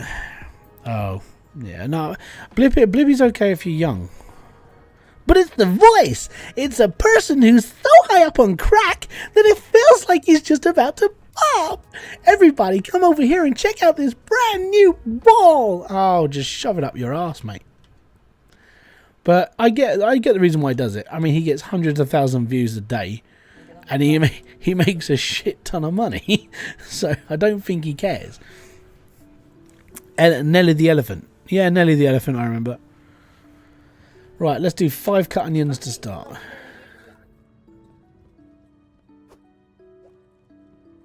Charlie, have you never seen Blippy? I mean, Blippy's American. You should be proud of Blippy. He used to be an Air Force. He used to work in the Air Force as a aircraft loader. So he used to load aircrafts, and now he's a kids entertainer on YouTube. He's young. He was very young when he started though, so he's got a couple of years of experience. But yeah, I mean, if you want to see somebody who basically went from one extreme of career to another, yeah, Blippy's the man. He also got done a couple of years back for being a really dirty bastard. Like he did this video where he ended up crapping on one of his friends or something, and his reputation was tarnished just a little bit. Go, you can try and find the videos. It's all controversial, so it's fun. I haven't watched the video, but I read the article and I just went, "Oh dear." Yeah, definitely 5. Right.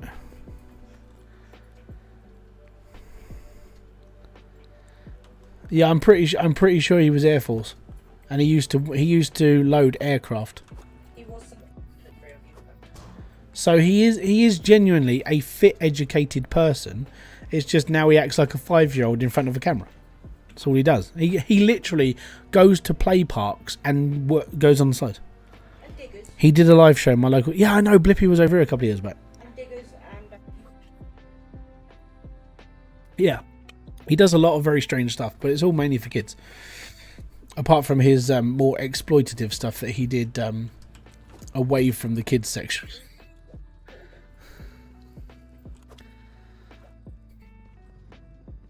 It was a poo-poo video, let's put it that way. 4 tomatoes.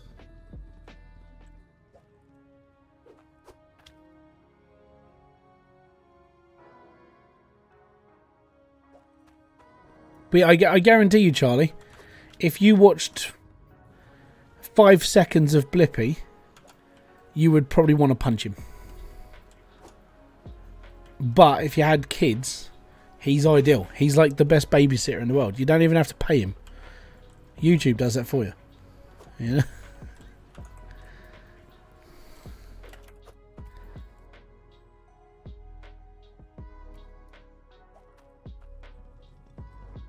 What's that machine you're using to measure the veggies? So basically it's a mod called Itchy's. It's a saw bench mod. It used to be an actual saw bench, but then Itchy turned it into just a measurer. So, and then it just started working one day on veg, and he just said, well, it was a happy accident. He didn't actually change any of the coding, it just started working one day. So I just started using it because I can't be bothered to sit here and cut all this stuff up individually. It's just annoying. And I get it, lots and lots of people do, but lots and lots of people also go, well, I don't use mods because it spoils the game. In fairness, most mods in this game are designed to make your life just that little bit easier. It's the first game I actually truly like heavily modded, because everything else is like, oh, you can have infinite money, and I want infinite money. I just want to have the ability to fly around and do things faster. Okay, here's an hourglass, fantastic. Here's a flying hat, awesome. And I've got the build anywhere mod just because I built stuff on outside the area before. That's the only reason why I've got it on. Using the mods is easy. You just download the go into the mod section on the dashboard, not on the dashboard, on your main menu, and download the HML loader mod and the RFC shop mod. And then from there, you've got the basis of every mod in the game. So if you want to add any more, they're there. Just watch out about a couple of days after each update that comes out. Let's say it updates to 2.2. Give it a couple of days. The modders do sort of like work on their stuff after that. So you should be alright. I just looked Blippy up. I think I might actually have knocked him during the flight. Mate, if you did, fair play to you.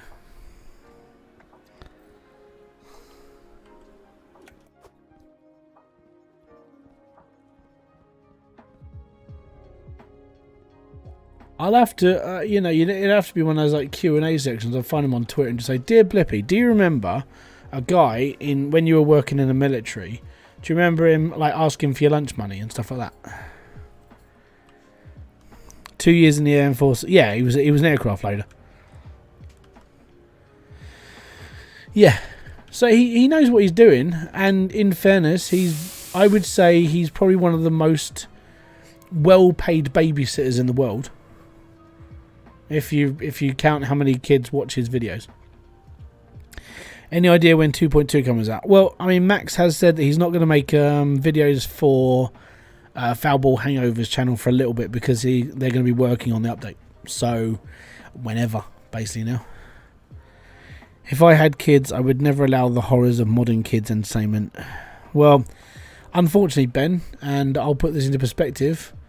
If you have kids, you only get half a say. Your other half has the other half say, and that person's normally one that's going to overwrite anything you say. You just go along with a lot of what gets said. Exactly.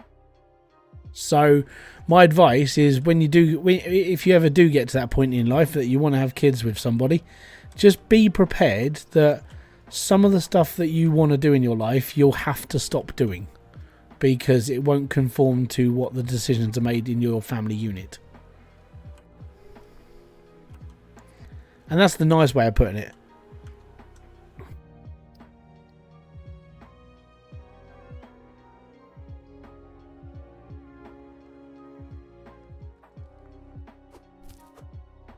Not speaking from experience, let's put it that way.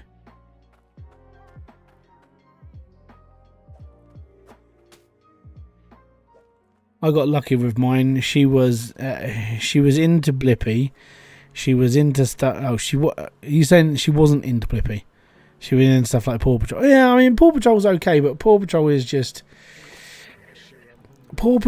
cringe.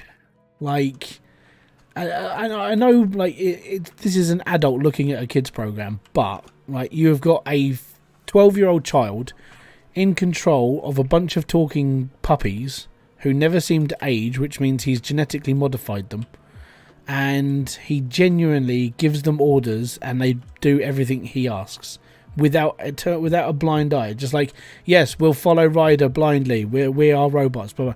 And then the mayor of the town is such a stupid bint. She has a chicken as a bloody sidekick, and every other day in bloody flipping Adventure Bay is constantly, oh, well, we've got a problem with this, and the only people that can help us are not people, they're dogs. Right, so your entire rescue service is animals. Not a fireman, not a policeman, a dog. Have you seen Matt Pat's theory? Is this a theory on how he makes money? Because that was actually addressed in the Paw Patrol movie. Apparently, Ryder's entire fortune of making all these high equipment stuff is because of merch. And it's actually in the movie. He actually jokes about it. And it's like, see? But yeah. For what I understand, the Paw Patrol universe, the animals age at the same rate as humans. Well, that means they never age because yeah. Now I can't remember this. Oh, is it this one?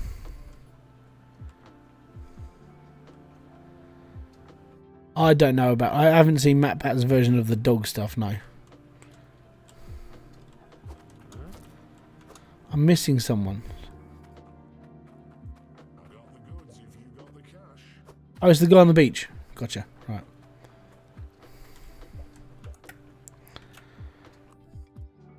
Power Rangers, pretty awesome. Apart from Power Rangers is a complete Japanese rip. And when I found that out, I just sat there and went, oh. So when I was growing up, I adored the Power Rangers. Amazing show. And it's like, yeah, cool, I want to be a Power Ranger. I want to do martial arts, blah, blah, blah, blah. And then, obviously, it's not reality. So you can't do a jumping fly kick, flying through the air, doing a double. It's just impossible.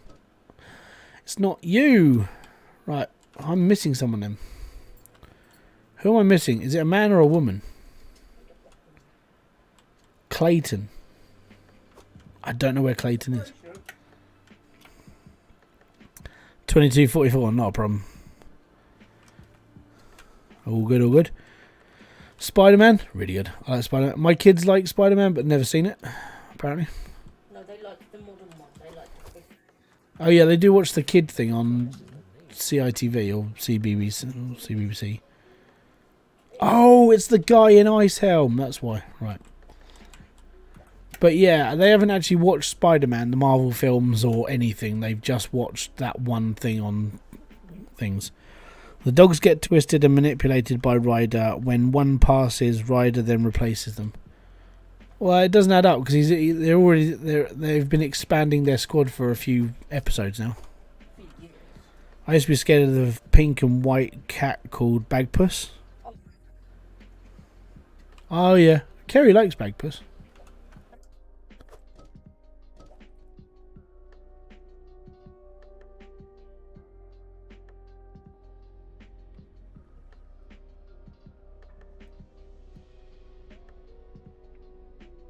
Kerry likes Bagpuss. Could do with some scrap. I remember Brum. That's a regradly broth, that is. Cheers, buddy. 136 quid. Let's go.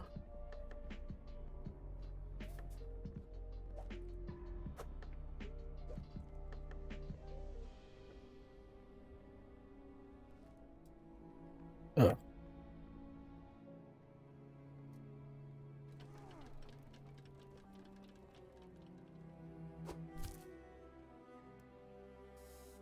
Ever seen Ivor the Engine? I remember Ivor the Engine. I never saw it on the first spin round because I think it came out in the 70s. I think. But I have seen it.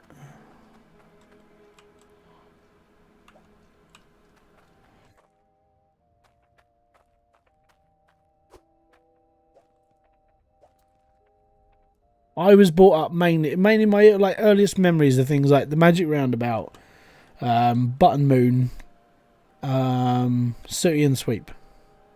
That's like classic TV. Raggy Dolls, and a few other bits and pieces. One of mine was the night patrol with Potsworth, the dog.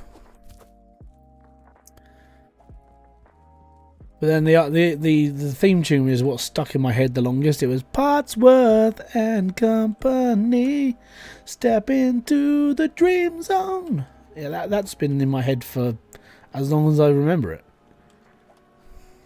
Short Circuit, Johnny Five, yes. I'm Johnny Five, I'm alive. Yes, I remember Johnny Five quite a lot. And that sad part in Short Circuit 2, where he gets blown apart and he's leaking like battery fluid and he's starting to die. Yeah, I remember it. Every lunchtime there was a children's program on after the news in the 70s. I don't remember. I wasn't there. I wasn't there, man. 70s is a bit before my time. 1704. All good. We only need like $2,000 or so. As it is 9:45. That's not bad.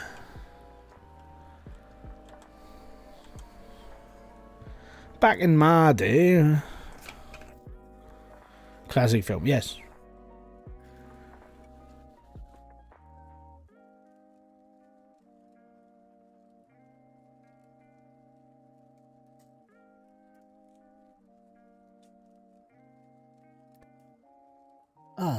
Right. Let's go get some more soup. My dream is to own a Johnny Five pop. Oh, you want a prop?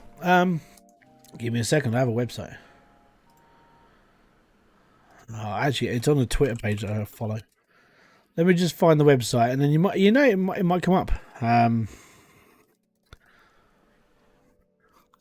They're called Prop Store. It'll blow your mind. Check out that website.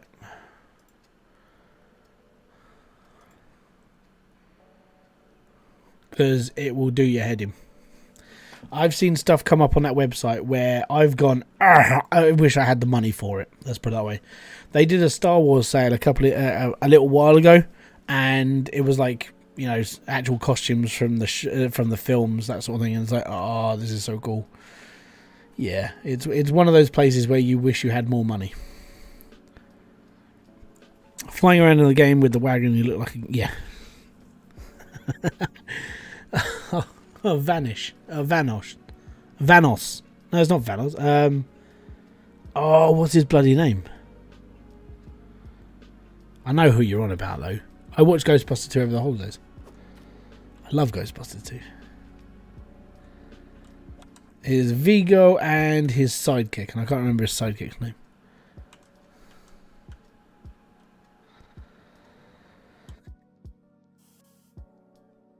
So you're accusing me of being a baby snatcher then, Matt?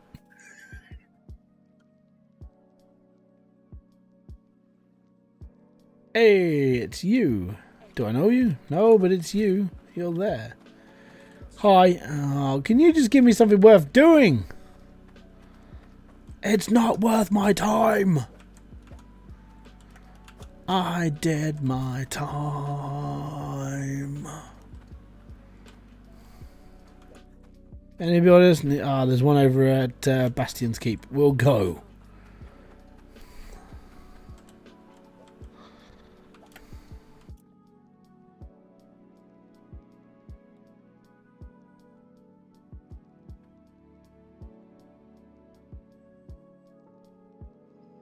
I think it's Vanosh or something like that. It's not Thanos, but I believe it begins with a V. That's going to annoy me. Could do with some scrap. Hey, 191, we'll take it. 10 tomatoes and 10 carrot. Bit heavy on the old tomato and carrot, isn't it? Should we just see if there's more around, just in case there is? Don't mind me. I'm just mooching about. So we've got that one and that one. It's just these two. Mad. Fetch me some scrap.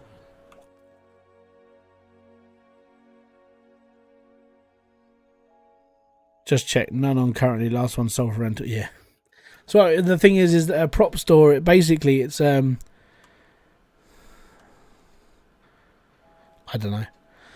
Basically, prop store work. They get stuff, memorabilia from different films, cult classics, TV shows, everything. There's stuff that I've seen come up on there a lot, and I'm like, I wish I had money. Vanosh, Janos.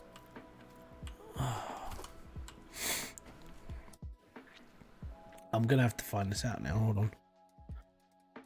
Ghostbusters 2.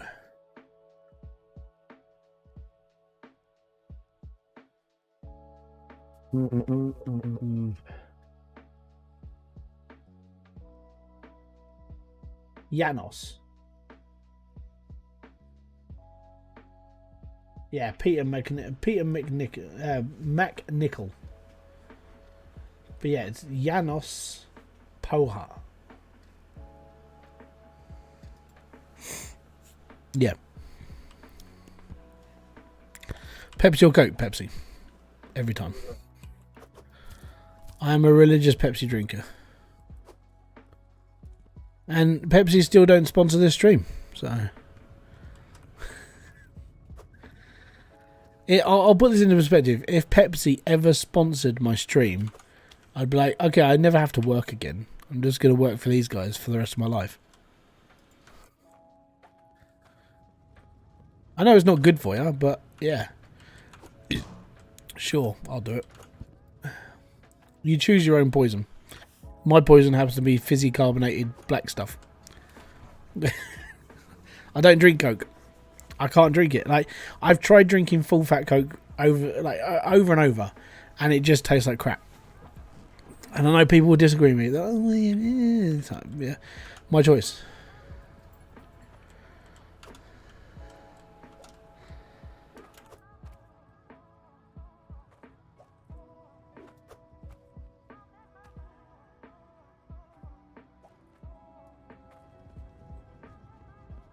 Yeah, Pepsi Max.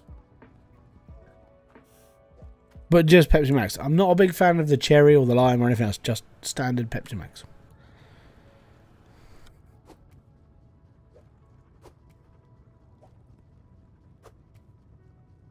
Go in the water. There we go. Have you seen that docu-film about Pepsi? Where's my plane? No. Haven't seen it. Very sorry.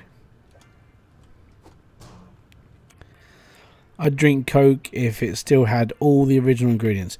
Mate, if it had all the original ingredients, everybody would drink Coke. The only people that drink a massive amount of Coke nowadays is Mexico.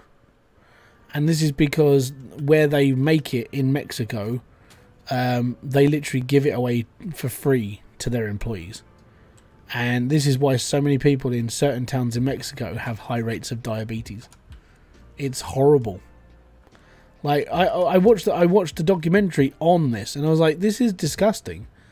And I mean, when it comes to like sports events in certain parts of Mexico, they literally sponsor Coca-Cola. Sponsor this, Coca-Cola this, Coca-Cola that. These kids are basically brought up on Coca-Cola. they've got children as young as like 2 drinking Coca-Cola because it's part of that town, and it is horrific.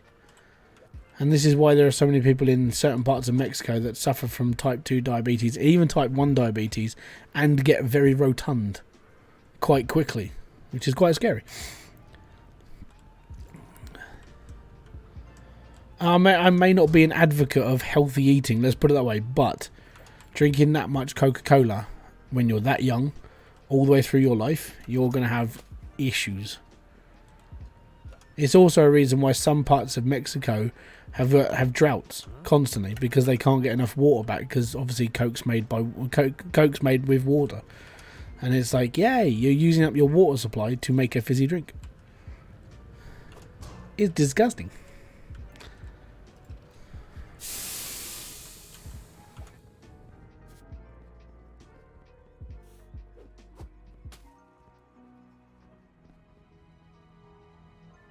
No. Basically, back in the days of the original Coca-Cola, when it was just called Coke, they added cocaine to the mix.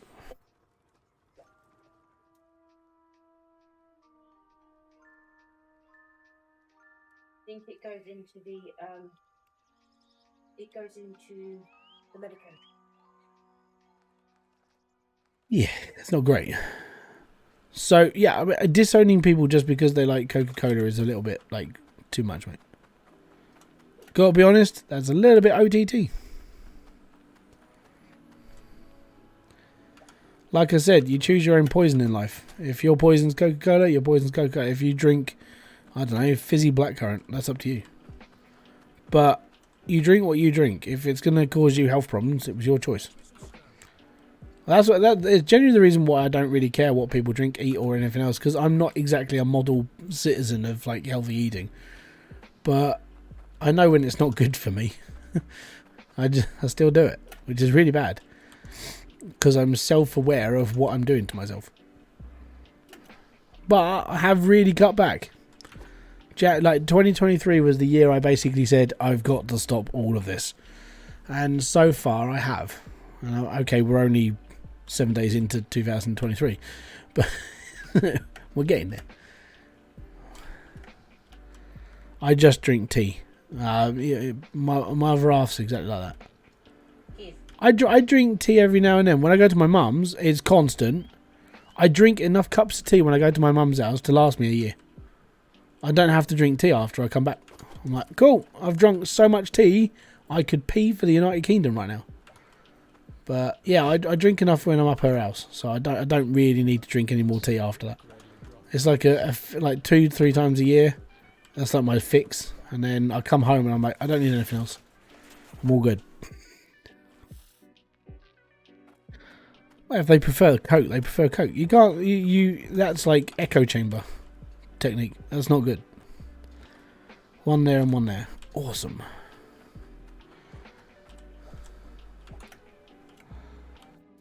Got to be Yorkshire though. I drink most tea. I don't really have a preferred, but my only stipulation is it's got to be strong.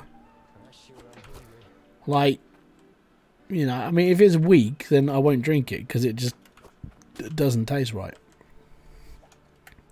I can't drink Nat's piss. Let's put it that way. That's what I refer to as a weak tea.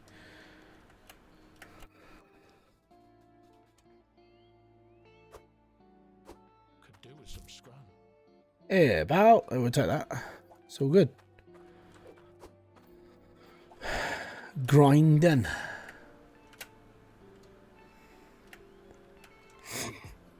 Builder's tea. Yeah. So the way I make a cup of tea, if I could, and it didn't cost me a fortune, I'd put two tea bags in each cup, and I'd go really thick. And then basically you just it goes real dark. Put a tiny drop of milk in it, so it changes the colour, so it still looks like mud, and then add 2 sugars. I'm good. I know that's not good for me either, and people you should use sweeteners. It's like I should, but sugar's a little bit cheaper. So that's what I use.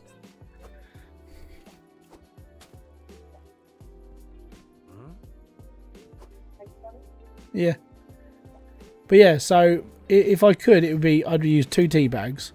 Because the way that I was brought up with having tea, my nan used to use an actual teapot, not just chuck a tea bag into a cup and be happy.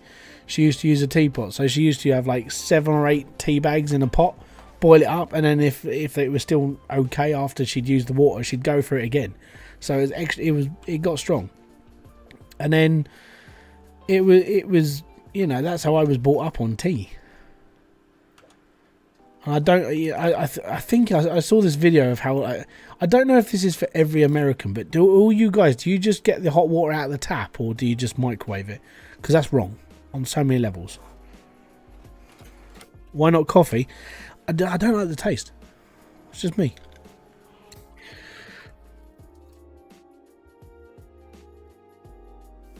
I've never liked coffee. Never. I don't know what. I think it is just the taste, and then I don't know the smell. I love the smell of coffee. Love the smell. I just don't like the taste. 10 tomatoes. We're ripping through our tomato supply right now. I got to do some mega growing soon. This is getting ridiculous. Ridiculous.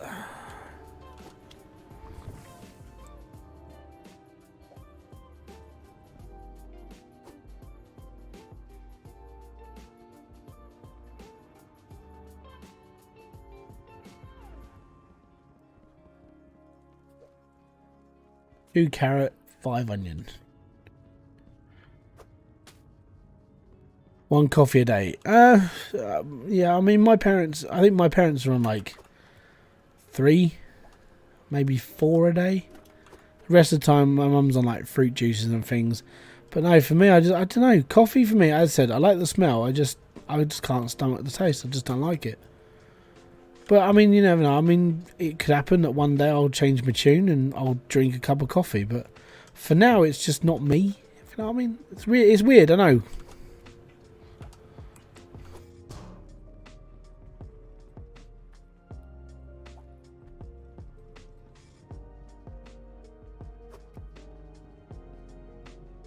Where am I going? Is it 5 onions?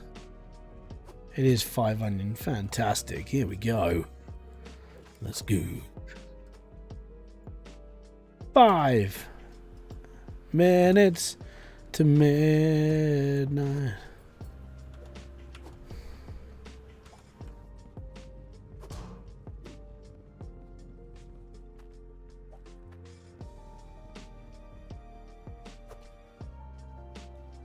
I don't do hot drinks, mainly fizzy drinks. Dr. Pepper is my poison. Yeah, I mean, the same with me with like Pepsi Max. I don't really drink a lot outside of that. I mean, I'll be forced to drink like Diet Coke if I have to order a takeaway, because they only ever have bloody Diet Coke in. That's it. Or Fanta. I like Fanta. But I think you have to vary yourself sometimes. And I'll put this into perspective. Like, it's only when I hit like my 30s did I start having problems with my teeth.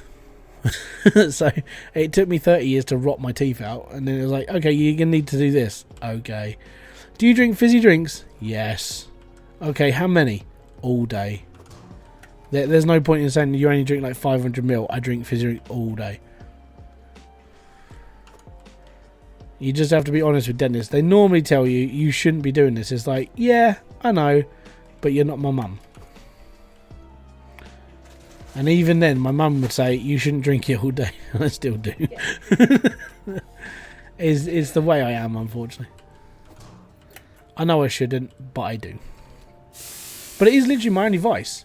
Like, I drink fizzy drinks. I don't smoke. I don't drink alcohol anymore, really. I mean, I tried a couple of like sample gins and stuff at Christmas, but apart from that, it was like, I haven't really drunk anything for a year now.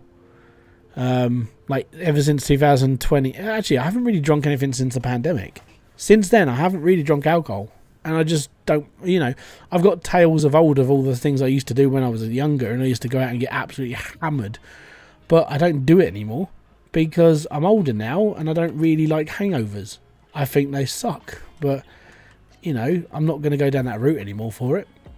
I'll probably still have, like, if I ever get the chance, I'll go to a pub and I'll have a pint of lager with a meal. but I won't go out and get slaughtered anymore. There's no point. But yeah, I don't smoke. I don't drink much. You know, we don't go out. Really, can't afford to. Like the whole like cost of living crisis is killing us. But we don't go out. We don't drink. We don't smoke. We don't really do much. And even then, it's like, you know, I've really just cut down on just everything in my life. Not because I couldn't, not because I can't do it. It's just the fact there's no point anymore. I still would like to take the kids out and stuff, but currently we're dealing with like Kerry's health problems, so we're trying to find like ways of doing things while she's as she is. But apart from that, you just go with the flow and see what happens.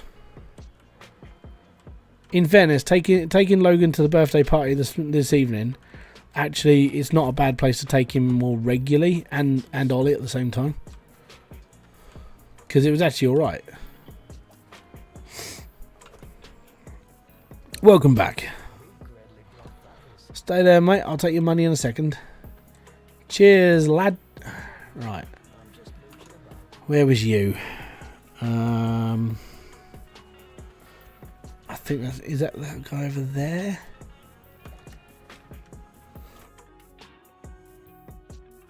All good midnight, not a problem, mate. I'll keep an eye.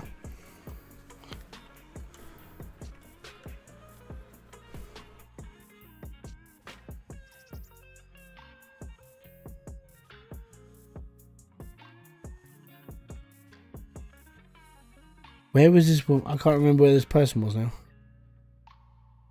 Oh no! My mind has gone a blank. Where did I pick up this order from?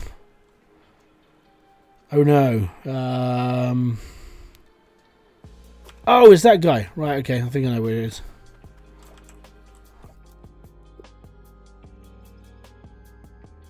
Yes, my wife's name is Kerry. Logan and Oliver are my kids, yeah. Basically, you'll never hear them most of the time because they're asleep right now. Ollie has been on camera a couple of times because he wouldn't go back to bed, or he just wanted to sit with me for 5 minutes and I'll take him back to bed. So yeah, he's been on my streams before, but like ages ago now. I think the last time he was online was about 2 years ago. He's 4 now, so yeah.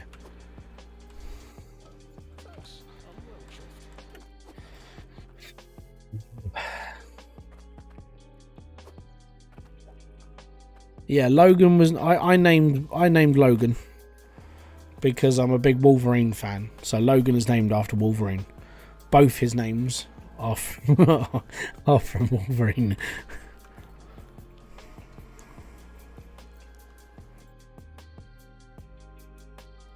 I have 2 brothers. One of them has an open phobia of dolls. He gets scared of mannequins. Doesn't like going into the department stores. Doesn't like places like BHS and, you know, places with mannequins. He just doesn't like it. He's done a couple of videos, and like one of the levels he was playing a horror game, and one of the levels he had to do was literally in a mannequin factory, and it was quite funny. And that was a VR game. He hates it, but he did it for just recording the video and doing a little review of it. It was quite funny. Okay, so we've got one at the end, one at the back. Okay, let's go. I think we'll do this line and see how much money we've got left. Oh, for God's sake. 1 tomato. I said I needed to cut back on using them, but jeebus, that's pretty bad.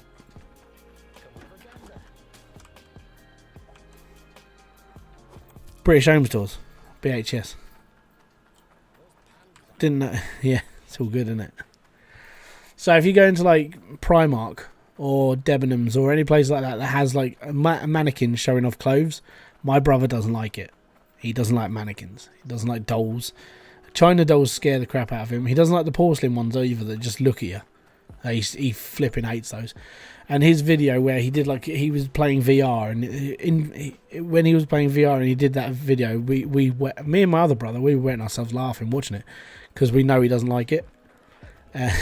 So it was just quite funny. But I have 2 brothers.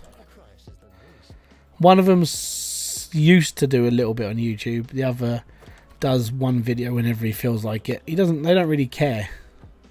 They use it as just a way of... They do what we used to do. When I used to run the Evening Gamers channel, which was me, my brothers, and a couple of our friends, we used to post videos from all 5 accounts, 6 accounts from PlayStation onto YouTube.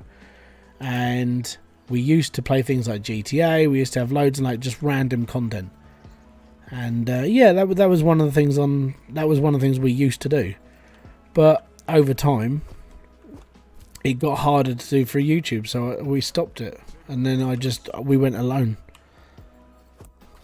So that's why I'm always on my own. That's why I don't really play games with any other people, because I've already done all that. I don't really want to do it again. I'll take a collab, like things like, you know, let's say that a game comes out and I get a message from people like Dre and Diesel and Blitz, and they'd be like, hey, do you want to come and play with it? Yeah, right. Screw it, that'll be a laugh. But I couldn't do... I'm not going to have enough tomatoes. I couldn't do, like, making content with people again. Not all the time. Just because it's too much of a headache.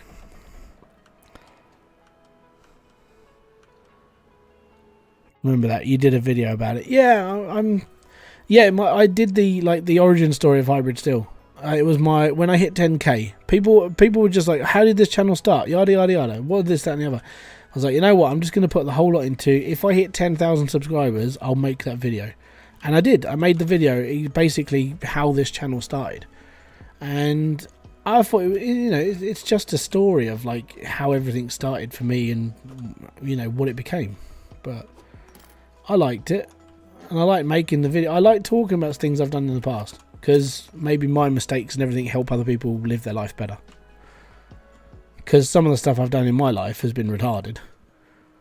Especially like in my younger years. I mean, going out and getting drunk, that was just fun. But some of the stupid things I've done, yeah, please learn from me. Don't do what I've done.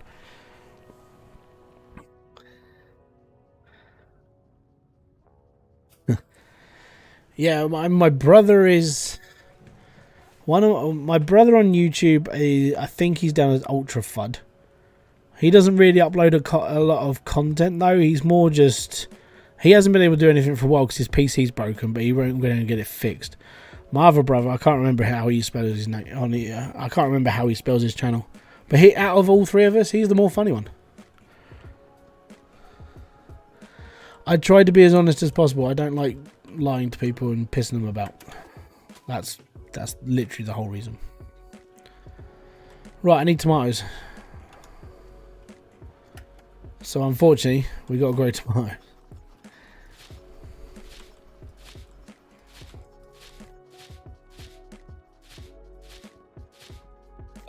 That should be enough. You know what? We'll do that one as well.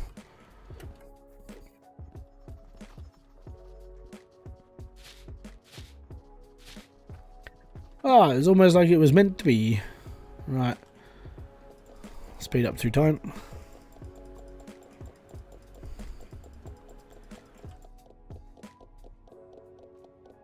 But then my next brother down, I mean,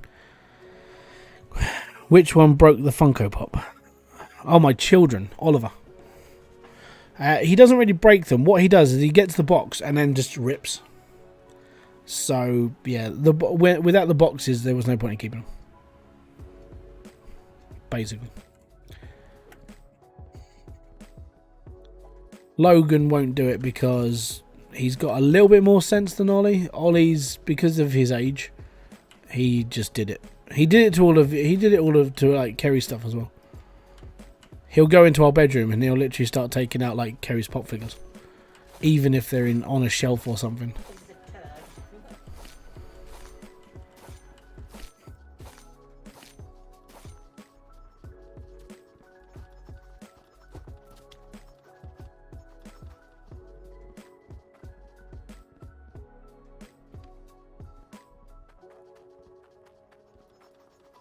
But so far, he hasn't touched... He's tried, but I won't let him. He keeps going after my DeLorean at the moment. I got this from my brother for Christmas. How cool is that? So yeah, I'm keeping this.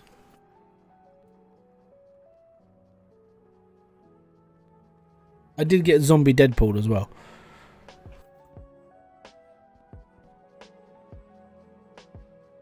And honestly, do you think the farming aspect has taken over the mining aspect? No, not at all.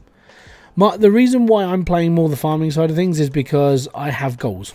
I have things to do, but literally, and I'll put this into perspective, as soon as I've put the roof on, get me up here for a sec.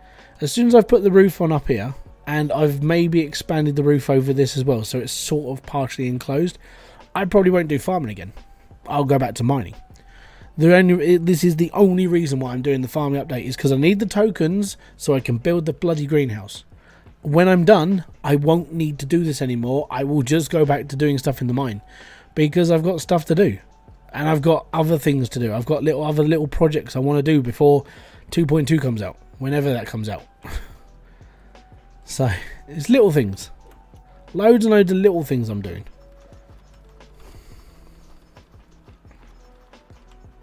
I really have to go and check my upstairs quick.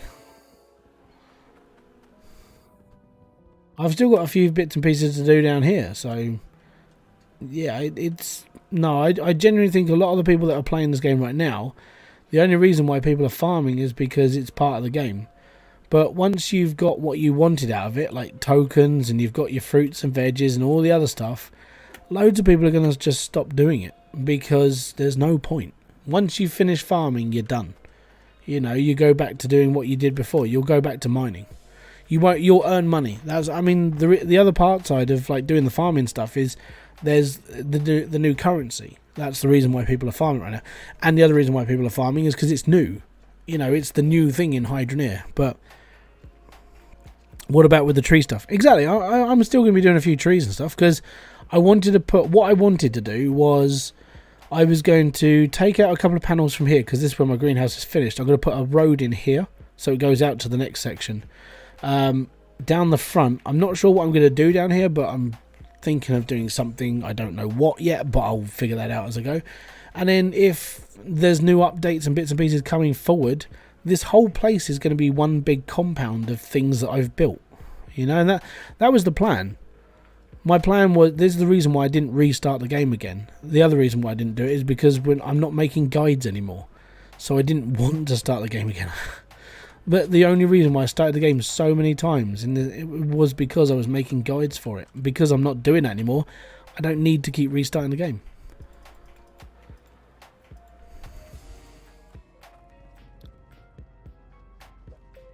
$17, yeah, it is right. Cool. I'll still trying to work on logic. I get that. At the end of the day, that's pretty much what most people are going to be doing. All the while they're still playing, they're just potting along. I think the problem with like when the updates come out is once you've done the update, you always feel like you don't need to play the game anymore because you're done. Why would you play it anymore? And this is why I started building this compound in the first place, because it sort of keeps me going. You know, I mean, I still want to play the game. My goal is to build this, and this. So why don't I just build a massive compound that caters to what I want to build? It's like Minecraft. When people say, oh, I just want to build this, or I just want to extend this, I just want to do that. It's the same thing for Hydroneer. I just want to sit here and make this, what I've been building all this time. And that's what I'm going for.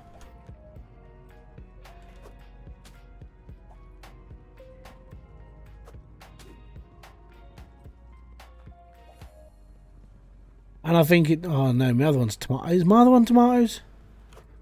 I don't know.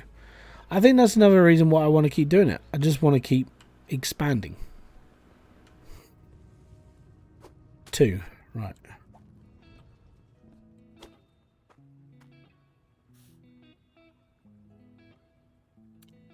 How come you got scared by scrap mechanic? I don't like logic.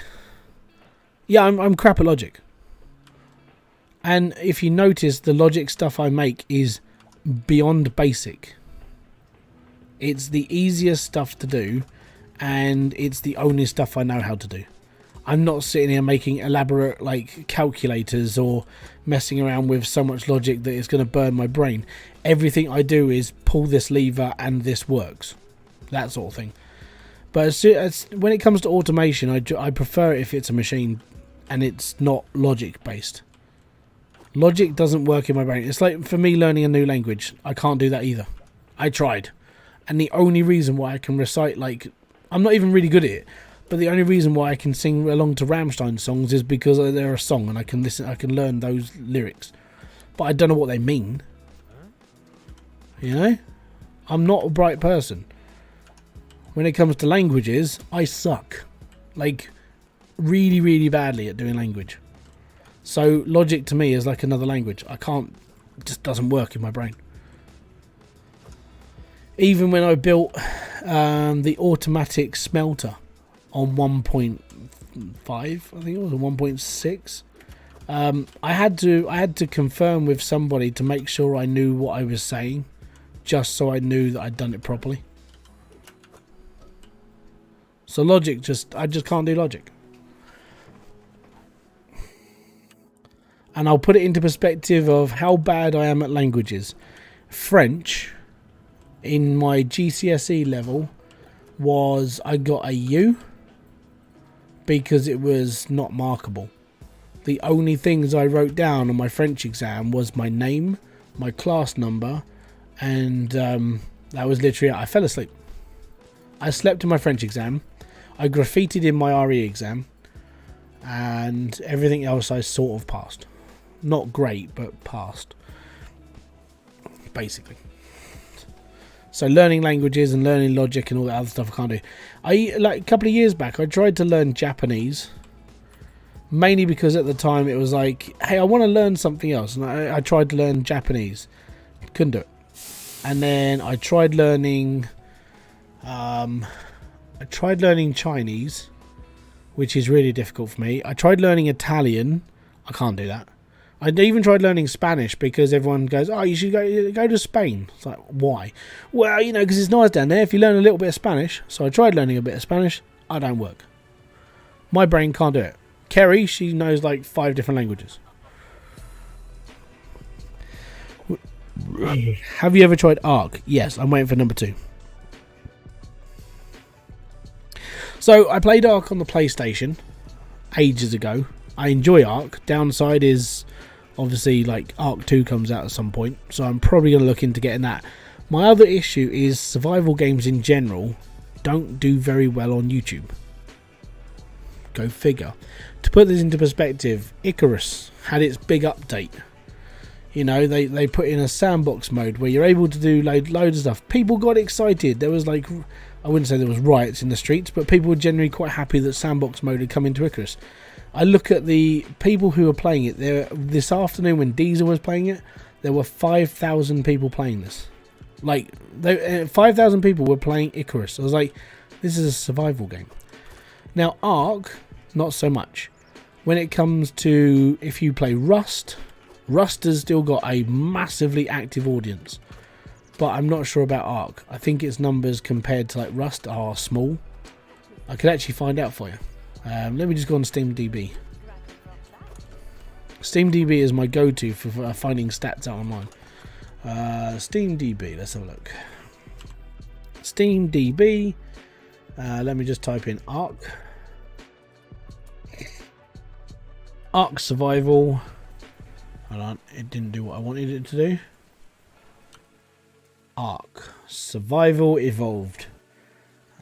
Charts. Currently on Ark, there are 77,000 people playing. That's pretty good. Icarus, there was 5,000 people playing. The problem with Ark is it's very, very specific, but the numbers have been quite steady, which is quite nice. Numbers are actually going up, which is quite good. So the peaks are going up. So I think people are getting more like drawn up to going into Ark 2. So that'd be quite. I'm looking forward to Ark 2 because I could start afresh and maybe keep something going. But yeah. Travis Lapham, welcome to the live stream, buddy. How you doing? I'm doing all right. I'm chilling right now. A little bit annoyed that I'm this far advanced into like soup making, and this person wanted a 1 tomato soup. It's not going to pay my bills, man.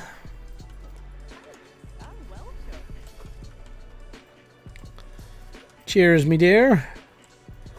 Now, who wanted this one? Harold. Which one of you Muppets is Harold?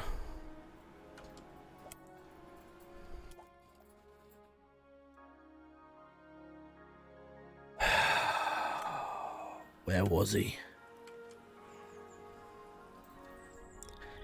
Would you say my plan to learn Danish and move to Denmark to work at Lego as a set designer is reasonable? That's a high aspect of what you want to be trying to do. Yeah, go for it. Just started playing Timberball and that's fun. I like the look of Timberball. I want to get into the... I know this sounds like I'm trying... It does sound like a sellout thing to do, but I want to get into the mindset of doing like what the bigger guys do on like games like that. Like, have you ever watched RCE play that game? Yeah, that sort of video. I want to make something like that, and it's like, it's quite hard for me because my brain doesn't let me. I'm trying to break that cycle of what I can and cannot do, and one of the things I want to do is to make more sort of like entertaining, viral-esque content. And I got given a game the other day. It's going into Kickstarter as of the 12th of January. But it's just another one of those, here's a sim game, do this, that and the other. I spoke a little bit on Diesel's stream. He was streaming, I was talking in his chat. And I spoke to him a little bit on that. I was like, okay, that's pretty... It's basically a game that I'm going to probably take the piss out of. Because if I'm going to be honest, it's not a game I'm probably going to buy. It's on my wish list on Steam, but that's just because it's a diabolical game and I think it's just a copycat of every other sim game out there made by an Eastern European company who don't know how to spell America properly. And they spell it with a K, by the way. And... yeah, I played the demo of it last night because it's only a 30-minute demo. So within 30 minutes, I have to basically come up with this video showcasing this game. And the only thing I keep coming back to is taking the piss out of it. So I'm probably going to try that and see what happens. But I'm not going to do a review of it because it's too early in development. It's going only into Kickstarter. So they're basically going to be sponging for cash for the next few months trying to make it work. It's just a sim game where you run around and clean up a forest. And that's basically the whole game. Why do you pick the soup? Why do you pick up the soup receipt and not the soup to find out what's in it? Because if you pick up the bowl, it doesn't tell you.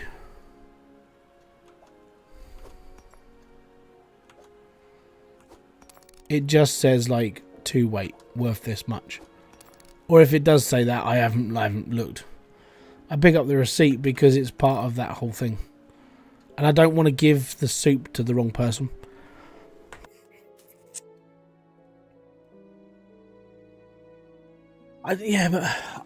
So the problem I have is when it comes to me playing games, they're really hit and miss.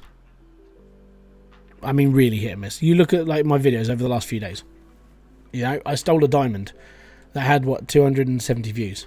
And then I make a greenhouse and it's over 1,000 views. So I don't know. And it's still me playing these games, just people were interested in this and not that. So yeah, I mean, over the next 2 weeks, because I'm going to be recording, I'm bulk recording for the next few days because we've got visitors coming around. I'm going to be recording quite a lot of stuff in the next 3 days. So I'm going to be editing a lot over the next week and a half, but I'm going to be trying to get everything done and dusted within the next 3 days recording. And I've got like 8 games lined up. So every single day that I upload a video through those 2 weeks, it's going to be a different game. So we'll see.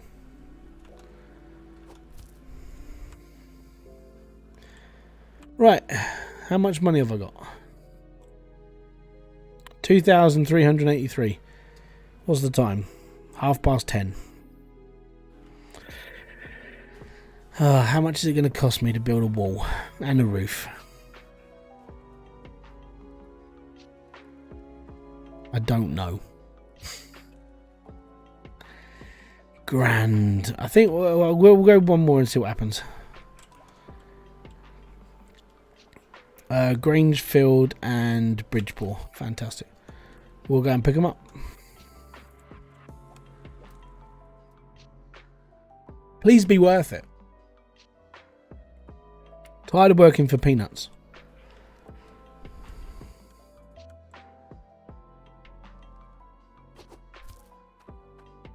Yeah, about. I'm looking at this job and like, that's 2 roofs. There's 2 bits of roof. 73 tokens, 2 bits of roof. Or 1.5.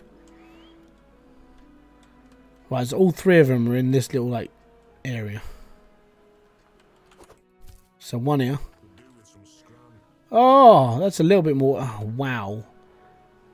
5 to 16. Right.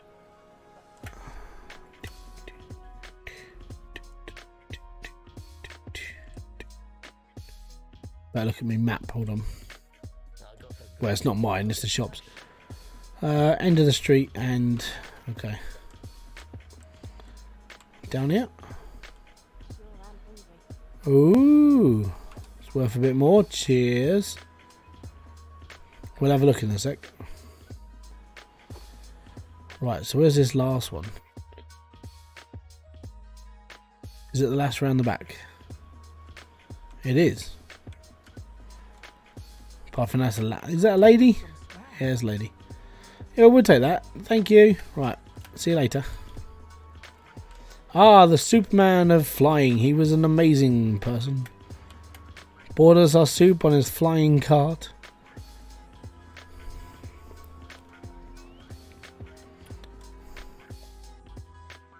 In the I stole a diamond. Sound like you were... Yeah.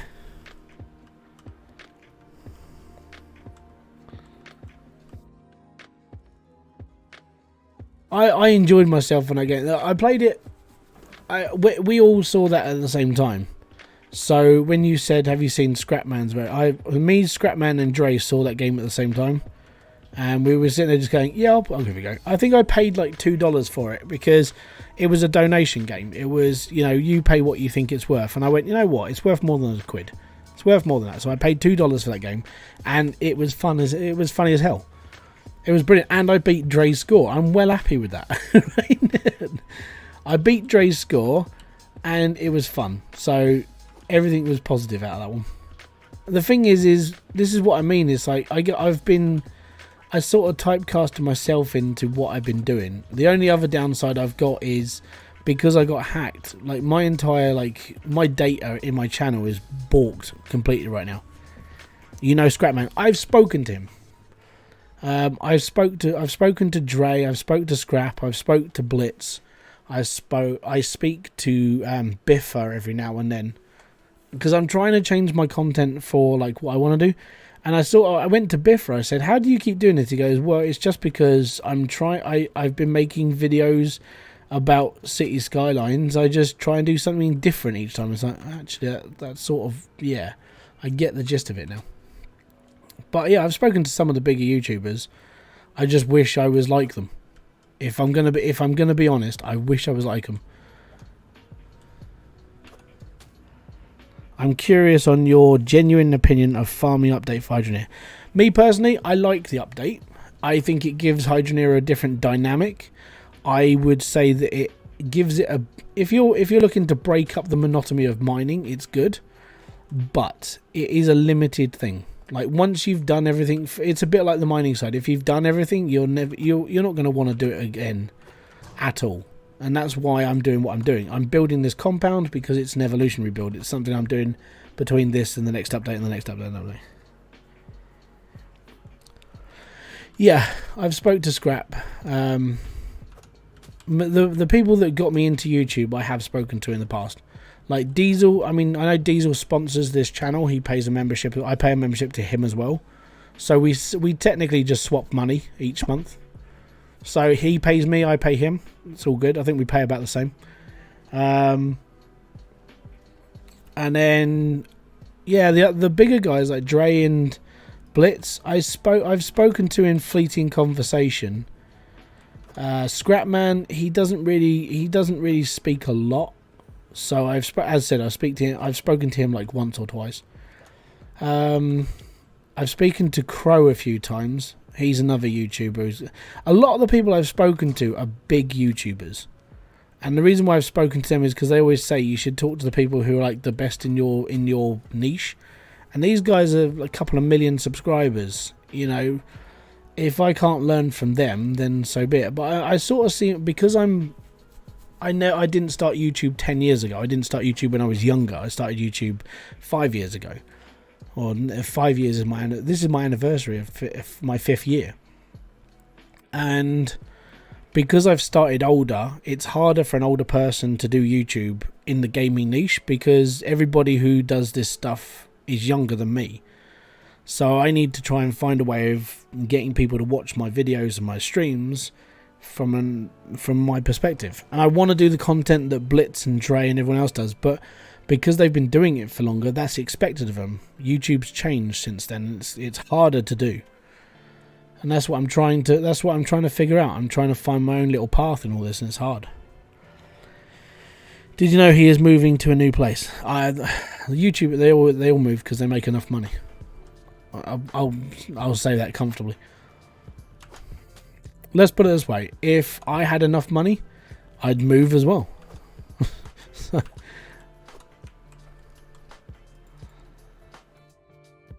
I did pick up a game that he's played though. I picked up Instruments of Destruction because it looked like fun, and I was like, "Hey, I'm just gonna play this." The algorithm? No, it's not an algorithm. I think it was actually explained. There's a guy who works for YouTube called Todd B. If you go onto his Twitter page, he's been working since 2014 with YouTube. He works on discoverability and all this other stuff in the background. And basically, the algorithm is, let's say, I'll take you for instance, Derek, because you said the algorithm. The algorithm is basically you. So you watch this video. This means you like Hydroneer. So if you like Hydroneer, YouTube will start feeding you content of Hydroneer. So I guarantee, if you watch one video, you'll probably see another one afterwards as well. And maybe by other creators, maybe by myself. And then it will find other people that have watched Hydroneer content like you and start feeding you all the different types of content that both of you people actually watch. And that's the algorithm. The algorithm is a matching service of content. So if somebody was like me and you watched, I watch Rick Shills Golf, Peter Finch, Matt Fryer, and then I'll watch Dre and Blitz. So my YouTube like algorithm is screwy. I'll watch like Flat Earthers getting destroyed, and then I'll watch a money program with Robert Kiyosaki, or I'll watch a 2-hour podcast with Linus Tech Tips. You know, I'll watch all this stuff, and then someone might match my like credentials in my YouTube folder, and YouTube will start trying to feed that sort of content to that person as well. And if they don't like it, it will match it with someone else, and that's how the algorithm works on YouTube. And it was explained by the guy who works at YouTube. So I'm taking his like his voice of like how it actually works. So if I just sort of, I know it sounds horrible and it sounds weird, but if I sort of just copy what the other YouTubers are doing, like Dre and Blitz and Scrapman and Scrap Goat and a few other people like that, then maybe that's what I should be doing as well. It's going to take me a little bit of time to change things up, but that's what I want to do. Your niche, you're that middle-aged guy that ain't actually really good at games. I'm not really good. Not good at all. I'm average. Like Call of Duty, I'm your average player. I rate my skill by Call of Duty, which I know is bad, but that's literally how I rate my skill. Where's Call? Ah, there's Carrot. We'll need that one.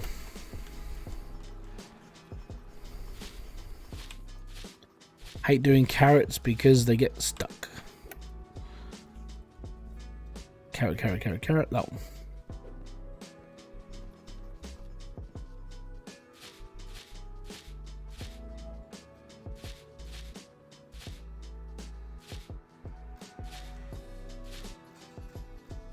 Have you played Gas Station Sim? Yes. We did that. I thought I was going to go back to it before Christmas. I did like an episode or two back on it, and then I stopped again because other games came out. And it's one of those games I'd like to go back to like all the time, but again, I think it works better as a live stream game because of the evolutionary sort of like way that it all works. And I could be barking up the wrong tree, but I mean, I watched Diesel play it live on stream, and it worked a lot better for him doing streams instead of just doing videos. I found it more entertaining as well. Like doing a video for like for gas station, you have to play the game for about an hour and a half to 2 hours just to get enough footage that might vary enough just to make a video. So it's a bit of a slow burner. As a live stream game, you're working with the crowd with you, and you've always got those people watching over your shoulders. It makes it feel a little bit better. What is the most amount of soil holes you can fit in one square? 4. Because I've done it. There you go. 4.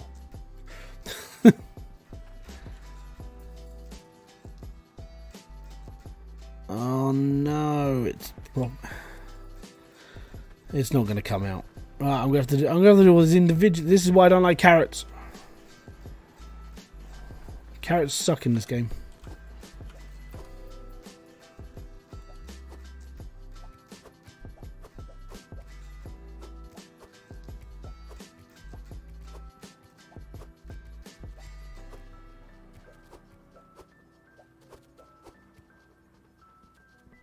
If I hadn't been searching for Hydroneer, I wouldn't have found your channel. So I'm pleased that and again that comes down to the algorithm. Like, you were searching for something and it gave you the best match who had done, like, you probably either had a choice between me, I would say it'd be me, Dre, or you probably had recommendations from Let's Game It Out as well. In fairness, Let's Game It Out does define anything that most of us play because of what he does. He's like, if Let's Game It Out's playing it, it means that it's a good game. So I'm still waiting for Bugs Bunny to pop out though. I don't think it's going to happen. There's a mine underneath him. Right, we'll just whack this into here. There we go.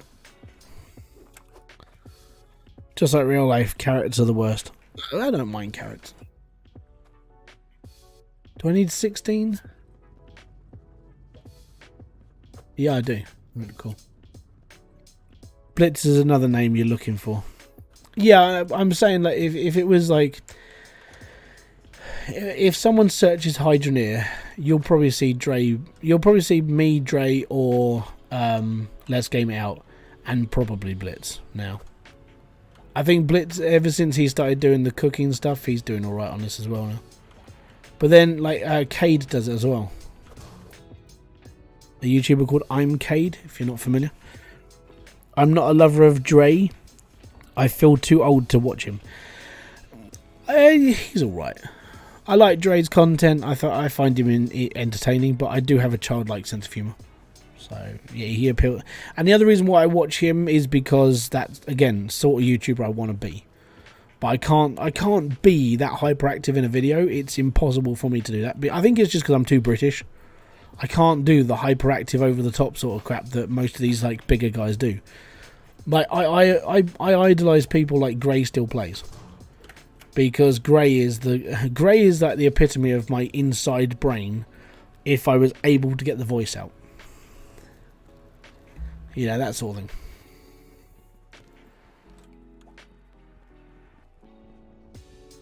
Nine cut tomatoes.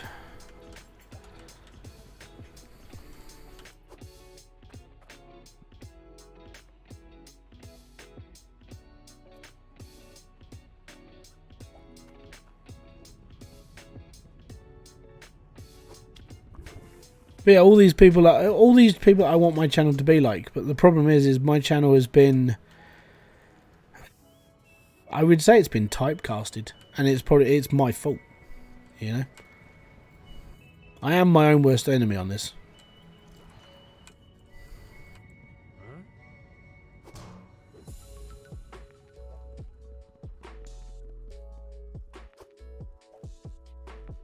Right.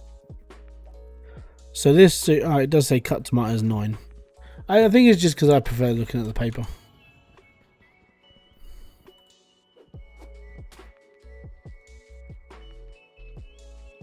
This might be controversial, but it's not proper roast without Yorkshire puddings and crackling. I mean, if you talk to my dad, he'll say don't eat Yorkshire puddings. But that is because my dad believes that Yorkshire puddings are the downfall of humanity. And like he said, I've never been to hospital with a heart attack and I don't eat Yorkshire puddings. So there's got to be some sort of link here. That is my dad. You should build a restaurant. I was going to build a farm shop. So I'm on the same sort of line as you, don't worry. But I am slowly building things like that out. I want to get this bloody roof done first. And then then I'll be alright. The roof is the most important part. I want to get the roof of the greenhouse done, then I don't have to do all this stuff anymore. You know, that's what I'm going for right now. I'm going for that fact. If I can get the roof of the greenhouse, I don't have to worry about doing gardening stuff anymore. You know, it's going to be good.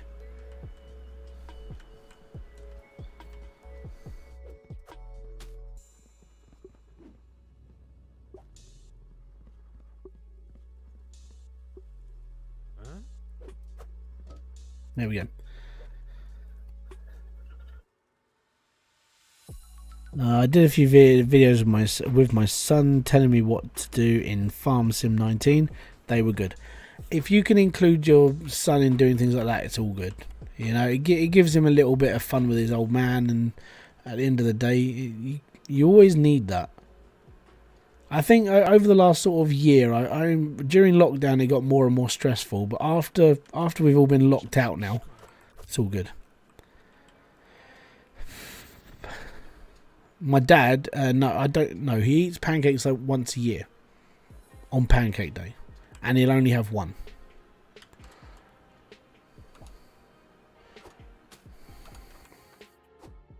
My dad, in fairness, is quite a healthy person. You know, he's 57, or is he 50? I think he's 58 this year. His birthday's in a couple of weeks. So I think he's 58, and then he goes kayaking once a week.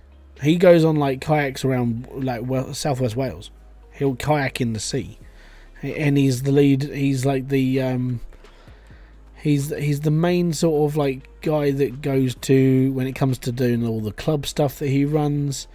And he's a healthy person, you know. My dad doesn't really put a lot of feet wrong anymore. He's looked after himself quite well. It's just, you know, unfortunately, his 3 sons. We're not the best example of humanity, I would say. I mean, my next brother down, he's had heart failure and other stuff. I'm just waiting. In fairness, I'm sort of waiting for it to happen to me, because if I know it could. So it's just one of those times I'm literally just waiting for it now. And then my other brother, he still lives at home. He's 27, but he works. He's not in any rush for life. He's just like, I'm just gonna carry on. Just gonna do what I want to do. I'll be fine. And that's what he's doing. And at the moment, going with all that, like, I know it sounds like weird, but with the cost of living crisis, he's doing all right, because he's paying his way at home. He's doing what he needs to do, spends his money on what he wants, and he's probably saving as well. So he's doing what he needs to do to keep himself going, basically. 4 years older than your nan, yeah. Yeah, so my dad will have 1 pancake a year, and that's it. He won't eat Yorkshire puddings. He doesn't overeat on anything. I think Max should move the flying helmet up halfway. Yeah, I agree. But that's like the headwear. Now, where's this other put? Oh, the other put is around the back of this. Yeah, around here. There we are. There we go. It's all good. How you doing? Got your soup right here, love. How you? There you go. Have your soup. Ta very much there, lady. Have a good day. Go and have fun in the world of Hydroneer. What mods do I have installed? Okay, so I have, to start with, I have the RFC shop and the HML loader mod, obviously because that's how you load in your mods. I also bought in the hourglass and the helmet from creative mode. So they're not mods, they're in the game. I just bought them into this mode. Then I have the build anywhere mod. As you can see in the top right hand corner, it says build anywhere. It means I can build stuff everywhere I need to be. I also have the F7 mod, which means I can bring in anything I want and build things wherever I want, however I want, and I don't give a damn. And then I've got like, I've got the logic extender, the pipe extender, really just as many mods as I saw fit to actually like make my life easier. They're not game breaking mods. I literally use them because it's just easier to do this. I got the teleporter ones in as well. Teleporter mod is something I want to do as well because I want to build a teleporting house, so I don't have to keep flying around. If I'm going to be honest, what I will do is I will put a teleporter in every town. So let me just pull up the map and I'll show you what I mean. You can build teleporters in this game if you got the mod on. So I want to put one in Grangefield, one in Bridgeport, one in Burnscroft, one at Bastion's Keep, and one in Icehelm. Main reason why I want to do that is because that's where all the people spawn. I might as well just teleport to them and be happy. So that's what I want to do. Which again, that will probably be a video I do a little bit later on when I finish the goddamn roof. You know, I'll be alright then. But yeah, the roof at the moment is literally the thing I'm aiming for, and if I've got like $3,000 now, I will probably have enough to build this, and then I'll do this in a video, and the video will come out next week. This is what I mean. I'll get this video done ASAP. 2,942. Do I think that's enough? Probably. Let me just go and find out how much bits of roof are, and then we'll do a quick math. So I think this is 9 wide. 1, 2, 3, 4, 5, 6, 7, 8, 9. Okay, so 9. Yep. Hello. I really hate the steamroller. It makes a crafter every time. I tried. Oh, a crater. Sorry, I misread. Right. So with the roller, the best thing you can do, because I rolled all this out with the roller. The best thing you can do is literally put it down so it like levels out quick and then just drive. Don't stop driving and be happy. Just don't stop. And the problem is that if you find like a little hole, it will make a crater. So everything has to be done like sort of average speed. Don't go terribly fast, but don't go dead slow because it will just start sinking into the ground. Yeah. A little bit of a nightmare. I figured that out whilst making that video. I was like, okay, I think I figured this bit out now. The worst part is I had to back up this file just in case, because this is the only compound I have. So I had to back my file up just so I could like learn myself the roller very quick. Right, lady. How much are your roof parts? 40 grand. Okay. So I probably need... I bet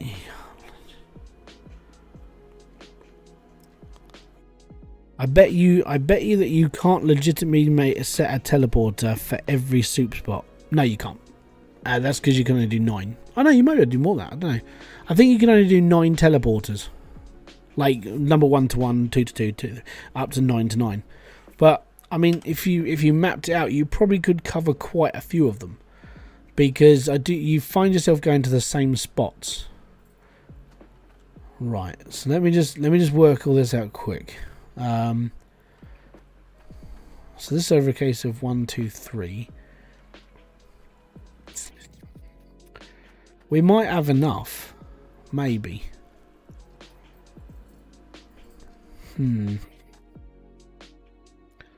These are 40 apart, so that's all right. Where's the main slant? That one. That's right, they're 40 as well. Okay. Maybe. Let's see if I can do this. I'll see. Hello. James Gross, how you doing, buddy? Welcome to the live stream. Welcome to 2023, by the way. Right. So you see if we can do legitimate every spot. So there's one in Icehelm, 2 in Grangefield, but would you accept that 1 teleporter in Grangefield because it's a small area? Because if so, you could do teleporter to every spot. So you'd have... The worst part, I can't do this because I'm here, but you got the one in Icehelm. There's 2 outside Grangefield. So there's one on that corner section, which is... I can't even point to it. That's the worst part. Can't point to it. So there's 1 at Icehelm, 1 there, 1 there, 1 in Grangefield. So that's 4. And then you could have 2 teleporters in Bridgeport, and that would cover 5 spots. 1 in Burnscroft, that covers 3. 1 in Bastion's Keep, that covers 2. And then the one where those 2 exclamation marks are on the left hand side, next to Burnscroft, or the right hand side of Burnscroft. Then, yeah, you could probably do it in 7, maybe 8. I don't need 9 peaks. I need more than 9 peaks. And the reason why is because I'm putting the peaks over these. So the peaks are going over the pipes. So that would be how many are on here? So I would have 1, 2, 3, 4, 5. Hold on, I'm not highlighting. 1, 2, 3, 4, 5, 6, 7, 8, 9. So I would have 9, 18, 20. Is it 27? I have 27 peaks, and then the rest has to just be slants. And then I want to put a roof over this bit so it's partially sort of like connected as well. So I don't know. I don't think 3 grand's going to cover it. It's going to be fun. Find out.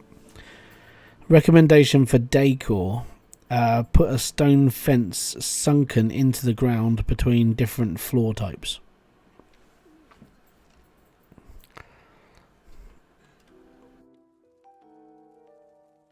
When did you think Max will add more land? I don't know. A total of 81. Well, I mean, this is 18, so this is 36 pieces of wall both sides, and then there's this section as well. I did all that with 2.5 grand, so yeah, I might be able to do it, maybe. Worst comes worst, I don't, and then I have to fudge the results a bit. I have to mod it in. But the worst part is that I have to go into creative mode to do that, because you can't spawn greenhouse stuff in using the F7 mod, because it's not part of the options, which is a bit of a bummer. So these 3 walls, I want to extend the greenhouse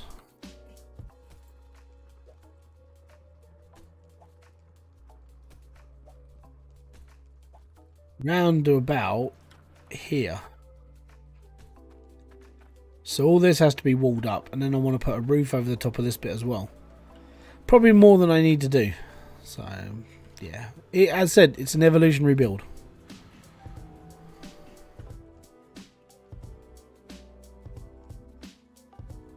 We'll see how things go. At the end of the day, if I need more, I need more. I'll probably have to use creative mode to do it if I'm going to finish it off in one video. And I don't think it's going to... but the problem with getting the tokens is, look, I've been playing this game for nearly 3 hours, and I've earned nearly 3,000 coin because the missions have been so small. If I want to do this again, I'm going to have to play for another 3 hours and maybe earn another 3,000. Or it could be a good day, and I'll earn like I'll earn like 1,000 almost in one soup. Has anyone watched Black Adam yet? No. All 3 of those missions are up that in though. I'm going to go for them. Screw it. We're going to go for it. We're going to go for it. It's 11 o'clock. We'll do 3 more missions. I'm thinking about 3,200 tokens. Maybe. So what I'll do is I'll do these last 3 because this will push me up to about 3.5k. We'll see how things go. Put the pipe you have to jump over in the floor. I can't. It interacts with the build below. There's not a lot of ground between my build and that. What do you need, sir? 207. That's 4 pieces. That's 4 pieces of wall. Or 4 pieces of ceiling at this point. Right. Are both these things up in Bastion's Keep? One's right next to me.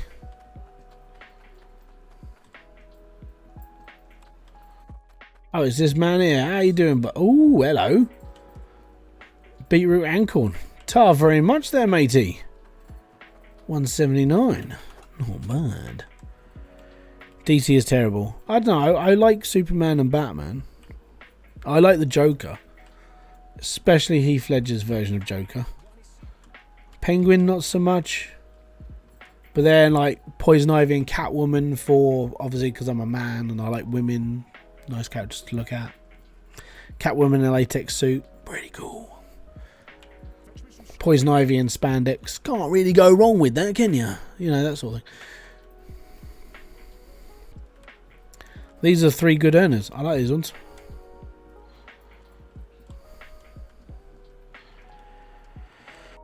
Hold on, where am I? What would I rate Black Adam? I don't know, I haven't watched it.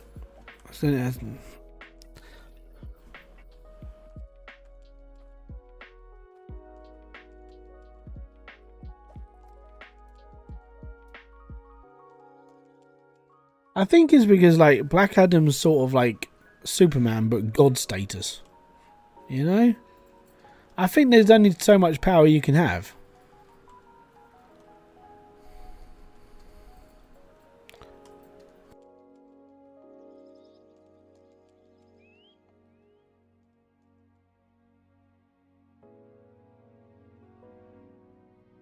But then I will watch, like, I've watched Moana. And, you know, he's pretty much, he's a demigod. Why aren't you boiling? You're supposed to be boiling. Down you go. Can we go for like 30 minutes longer? I can go for as long as it's going to take me to do these recipes. 15 carrots, 5 tomatoes.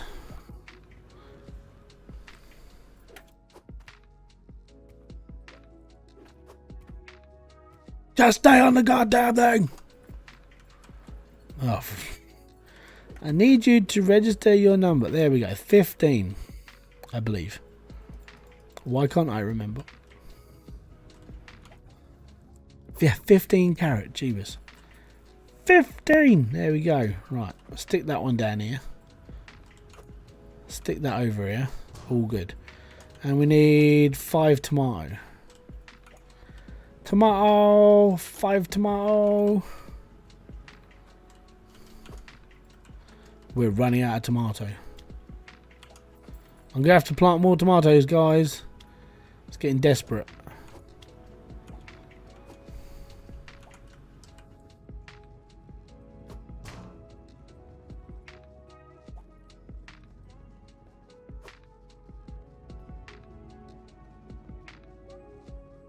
How much do they give you for each soup? Each one is worth a... These ones are worth 161. This one's worth 165. But I need 21 cut tomatoes, and I don't have 21 cut tomatoes. I have like 4. Where is my corn? Why is my corn here? You are corn. Go in the corn. Congratulations. Flipping donut. Right. 21 tomatoes. How many tomatoes have I got left? DC is in shambles after they fired Henry Cavill, Gal Gadot, and the fact that The Rock said he isn't coming back as Black Adam because they fired Henry Cavill. I don't. Yeah, but I mean, look at Marvel. Marvel's in a shamble because basically it's like feminazi bloody politics. Look at Phase 4, and then please tell me what happens to every single male protagonist that's in that in Marvel. 95% of them have died, whereas like 3 women died, and then the rest of the Marvel characters are now women.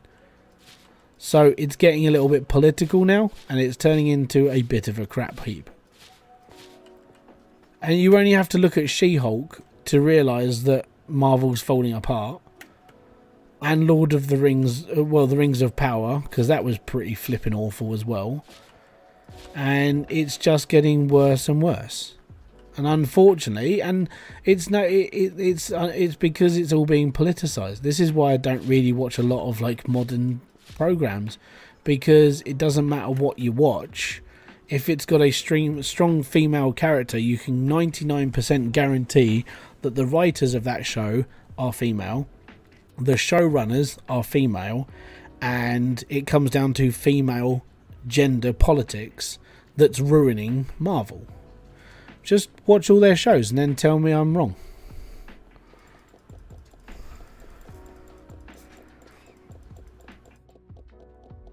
You say that.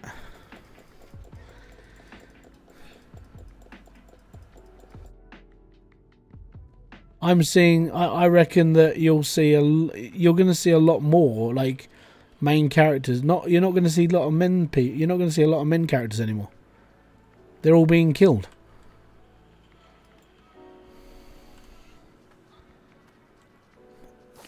I don't know if anybody watches Nerd Erotic, but he follows through on this. If you watch Desperoo, he follows through all this as well. And they've watched all these shows. They even do live streams of them reacting to what's going on, and it's just gender politics. Every single show they show. Every single thing they talk about, gender politics in every single one. You're just sitting there going, really? This is now what we're up to? The reason why I'm annoyed by it is because I like watching Marvel films and bits and pieces, but it's getting worse. That's just how it is. People will disagree, but they just start watching the worst part is if a show fails like She-Hulk, which it has, the first thing they'll do is they'll blame misogyny because their show failed, and then they'll blame sexist remarks, then they'll blame racists, then they'll blame white supremacists, because that's been another thing. If you didn't like Rings of Power, you're a white supremacist because you don't like the fact that one of the elves was black. If you don't like Rings of Power, that's because you're a misogynist because you don't like the fact that the lead character is a female. And it's like, no, I just don't like it because it's poorly written. And the showrunners are morons. I'm not misogynist. I just hate that. And then I don't like the fact that they basically skewed the lore of Lord of the Rings just to make the lead character, who is a female, they make her not the character who was written about. Because they weren't allowed to, because of the politics behind the book that Tolkien wrote and the series. Because if they followed the books, you wouldn't be watching the Strange Adventures of Galadriel. You'd be watching her go from one place to another with her husband. And this is the problem. And do you know why do you know why he left not to be the Witcher anymore? It's because the writers aren't following the lore of the character. That's it. That's the whole reason why he left the character. Because he wasn't able to put his emphasis into how Geralt would react to stuff or do stuff. He was being written out of the show, even though the Witcher, it's his main character. And they were basically mainly focusing on the females of his roles. His parts of the series were getting smaller and smaller, and he was becoming. Worst part about it was like the writers were almost going down that route of relying on the female characters to push the story more. You know, he hated being. No, he really liked being the Witcher. He wanted that role. That's the reason why he is the Witcher, or was the Witcher. The reason why he got drafted into being the Witcher is because he loves the show. Where he loved the books, he's played the games, he's a massive fan of all the lore. But it's the writers that have put him off because they're not following the lore of the actual character or the actual books or anything. They're making it up as they go along to bring gender politics into The Witcher. Right, 3 beetroot. Unfortunately, it's just how it is.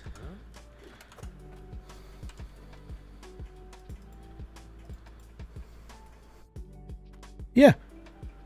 I mean, if you don't believe that he's a geek, if you look at how he almost missed his opportunity to be Superman, that sort of puts it into perspective. He was playing World of Warcraft.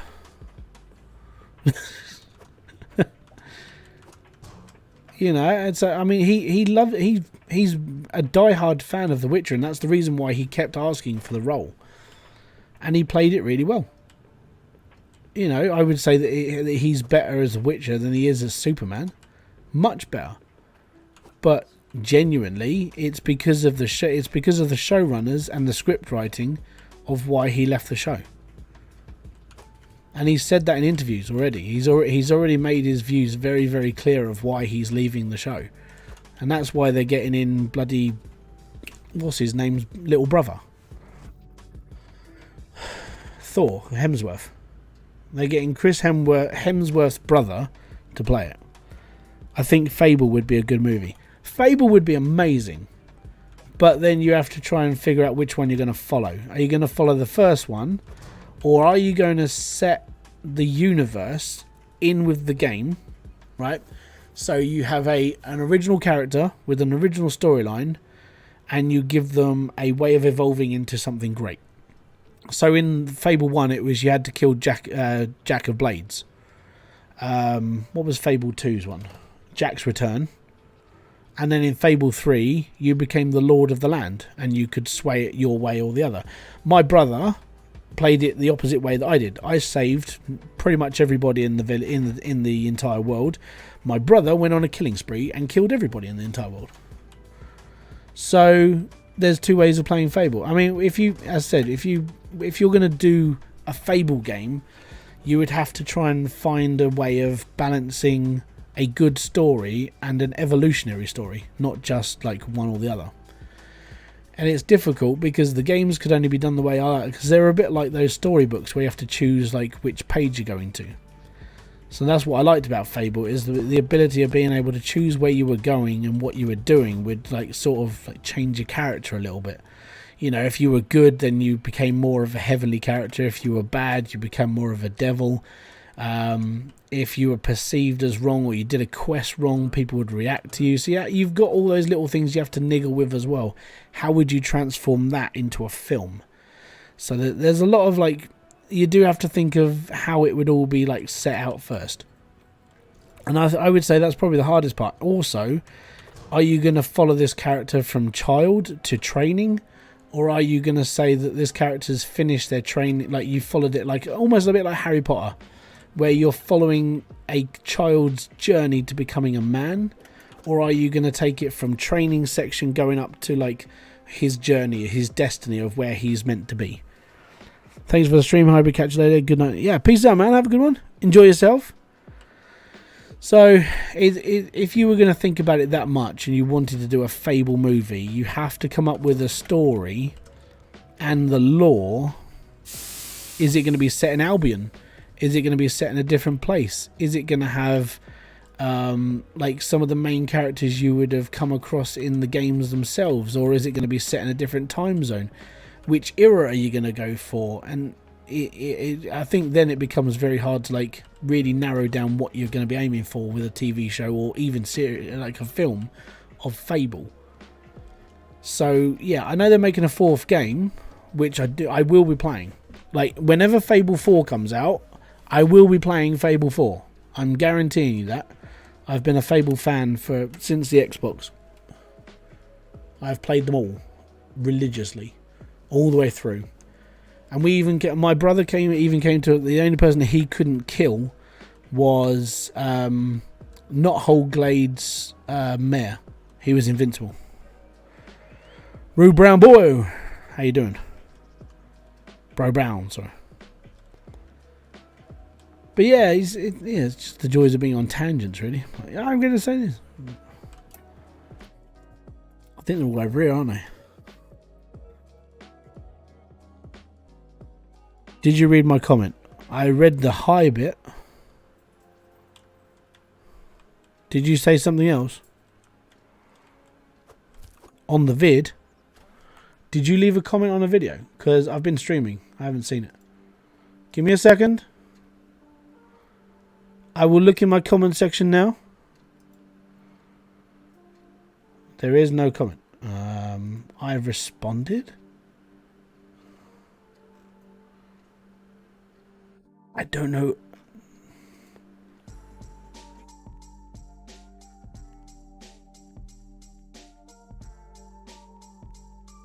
I haven't got a comment from you.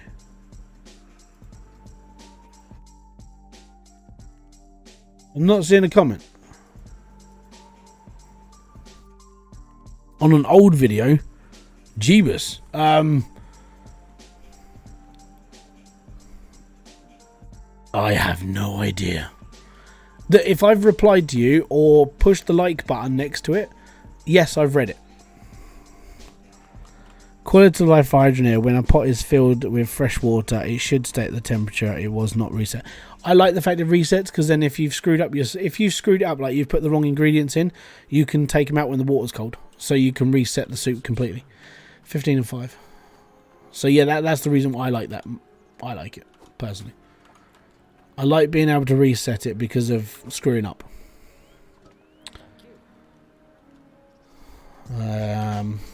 Give me a sec. Let me just collect my money, and then I'll read comments.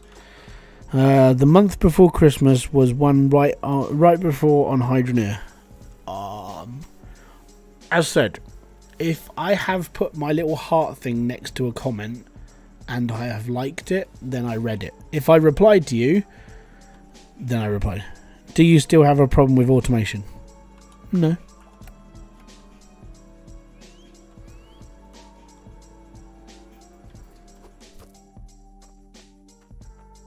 Oh, beetroot. Beetroot, that one.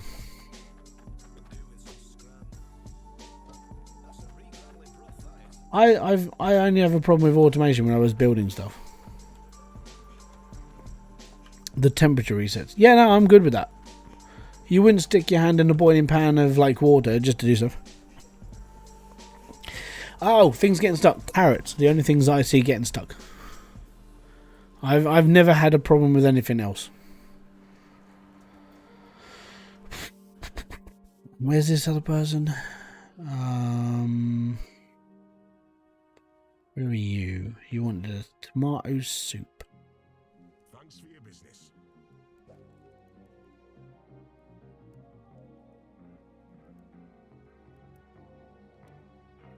Is it that one or that one? Let me just go and check over here. Is it you? Yeah, you're the one with 21. Add magnets to grab them. Or the carrots. Yeah, carrots still get stuck. I've run across them with a magnet staff as well. They still get stuck.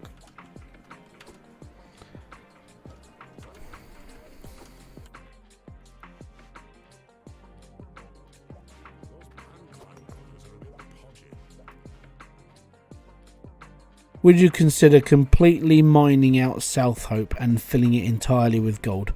You can't do it. I tried.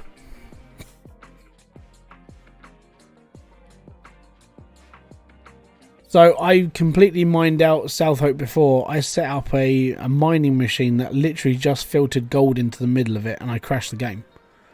And then I made the gold pit in a video, and it got a bit stuttery, and that was only like 9 squares. That wasn't even a lot. So it's impossible because the amount of gold you need to fill it up. Yeah, I tried. I failed. I tried twice. Like one on a really early version. That was a really bad idea. And then I tried again on 1.7 and it didn't work properly then. It gets really stuttery. Ember Cradle, you could probably fill Ember Cradle. You could probably fill up one side of Ember Cradle with gold, but then you've got to you've got to do something with the other side. And you've got to try and get all the gold as well, which is, unless you mod it in, it's a little bit difficult.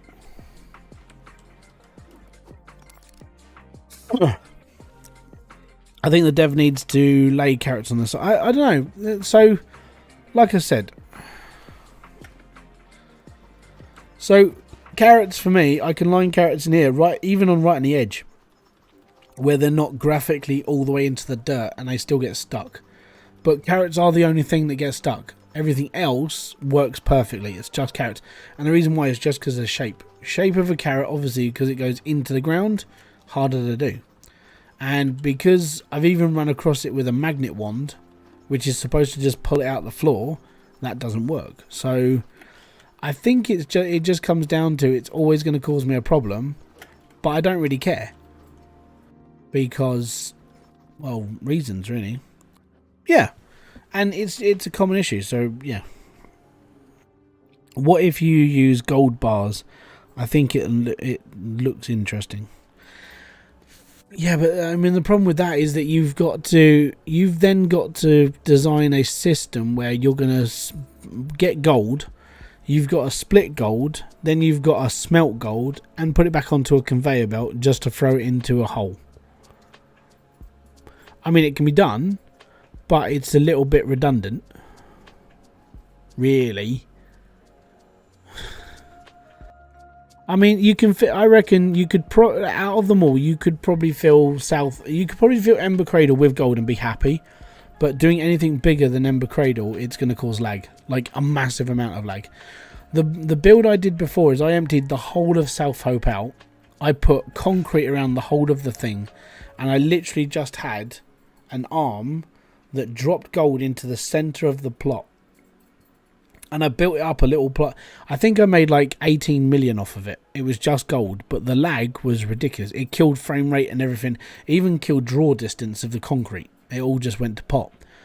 But when I've built the little gold mines, where I've just filtered them into like a 3x3 square, like something like this sort of size, that's worked. But if you watch that video I did, where I've called it "I regret making the gold pit," you see the lag that comes off of that alone, and then it's like, I'm doing this my way. If you want to do it and you want to make a video about it, go ahead, be happy, enjoy yourself. I do things my way now. I've done so many guides and stuff to help people. I really got to a point where if I take other people's ideas and start putting them into videos, then I have to give you credit, then I have to do this, then I have to do that, and it's like, it's time, and I haven't got a lot of it anymore.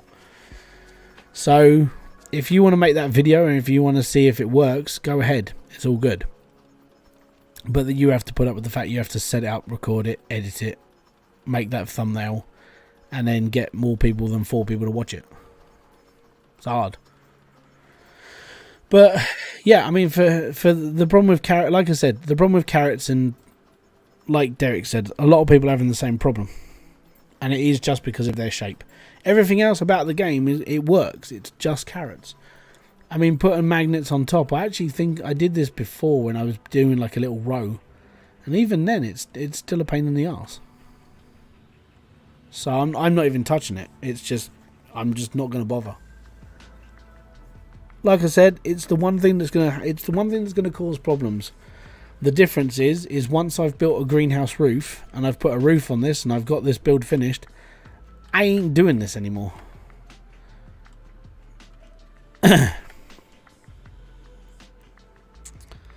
So, okay, so I'm gonna go through this again then. This motherfucker, do you still have the problem with automation of the temperature is there? So you're asking me to try something that you haven't even tested, even though I've sat here and said that carrots are causing a problem. I mean, the only thing I can advise at that point is get a computer or a laptop and try. And by the way, if you play games on, you could play if you want games to run on your tic-tac-toe computer, as you're calling it. If you use GeForce Now, you can play brand new games now on there, and it doesn't use your computer to run it. It uses their server, so you can play Hydroneer on on GeForce Now.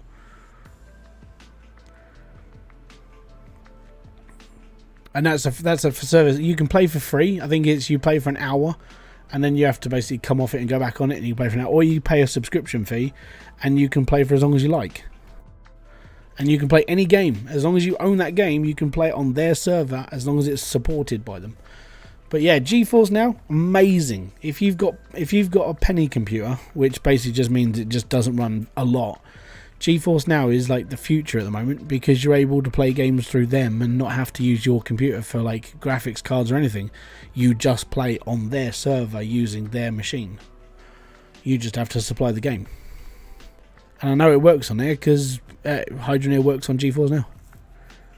You can't use mods though, because it's not supported by Steam. But there we go. So what are we up to? We're up to 3,493, so that should be enough. Hydroneer is 20, I think. I know Max just bumped the price because, in fairness, he has a slightly bigger team now, and he is looking, obviously, he needs to pay them as well. So yeah, you have to. I think it's like £15, which is $20, 15 quid for a game, and that's on par with quite a lot of indie games. And with over 500,000 people now playing Hydroneer, or have played Hydroneer, then it's all good.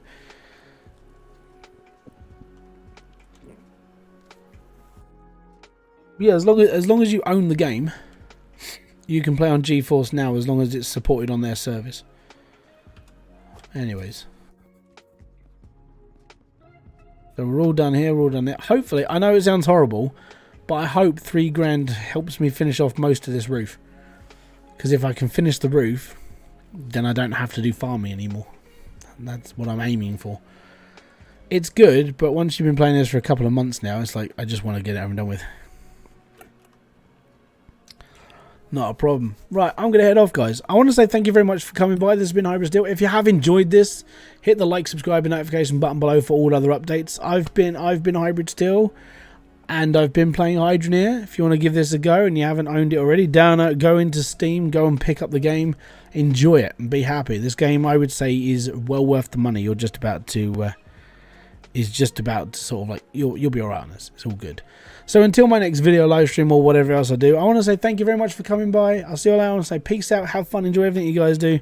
I'll see you all later. I want to say bye bye for now.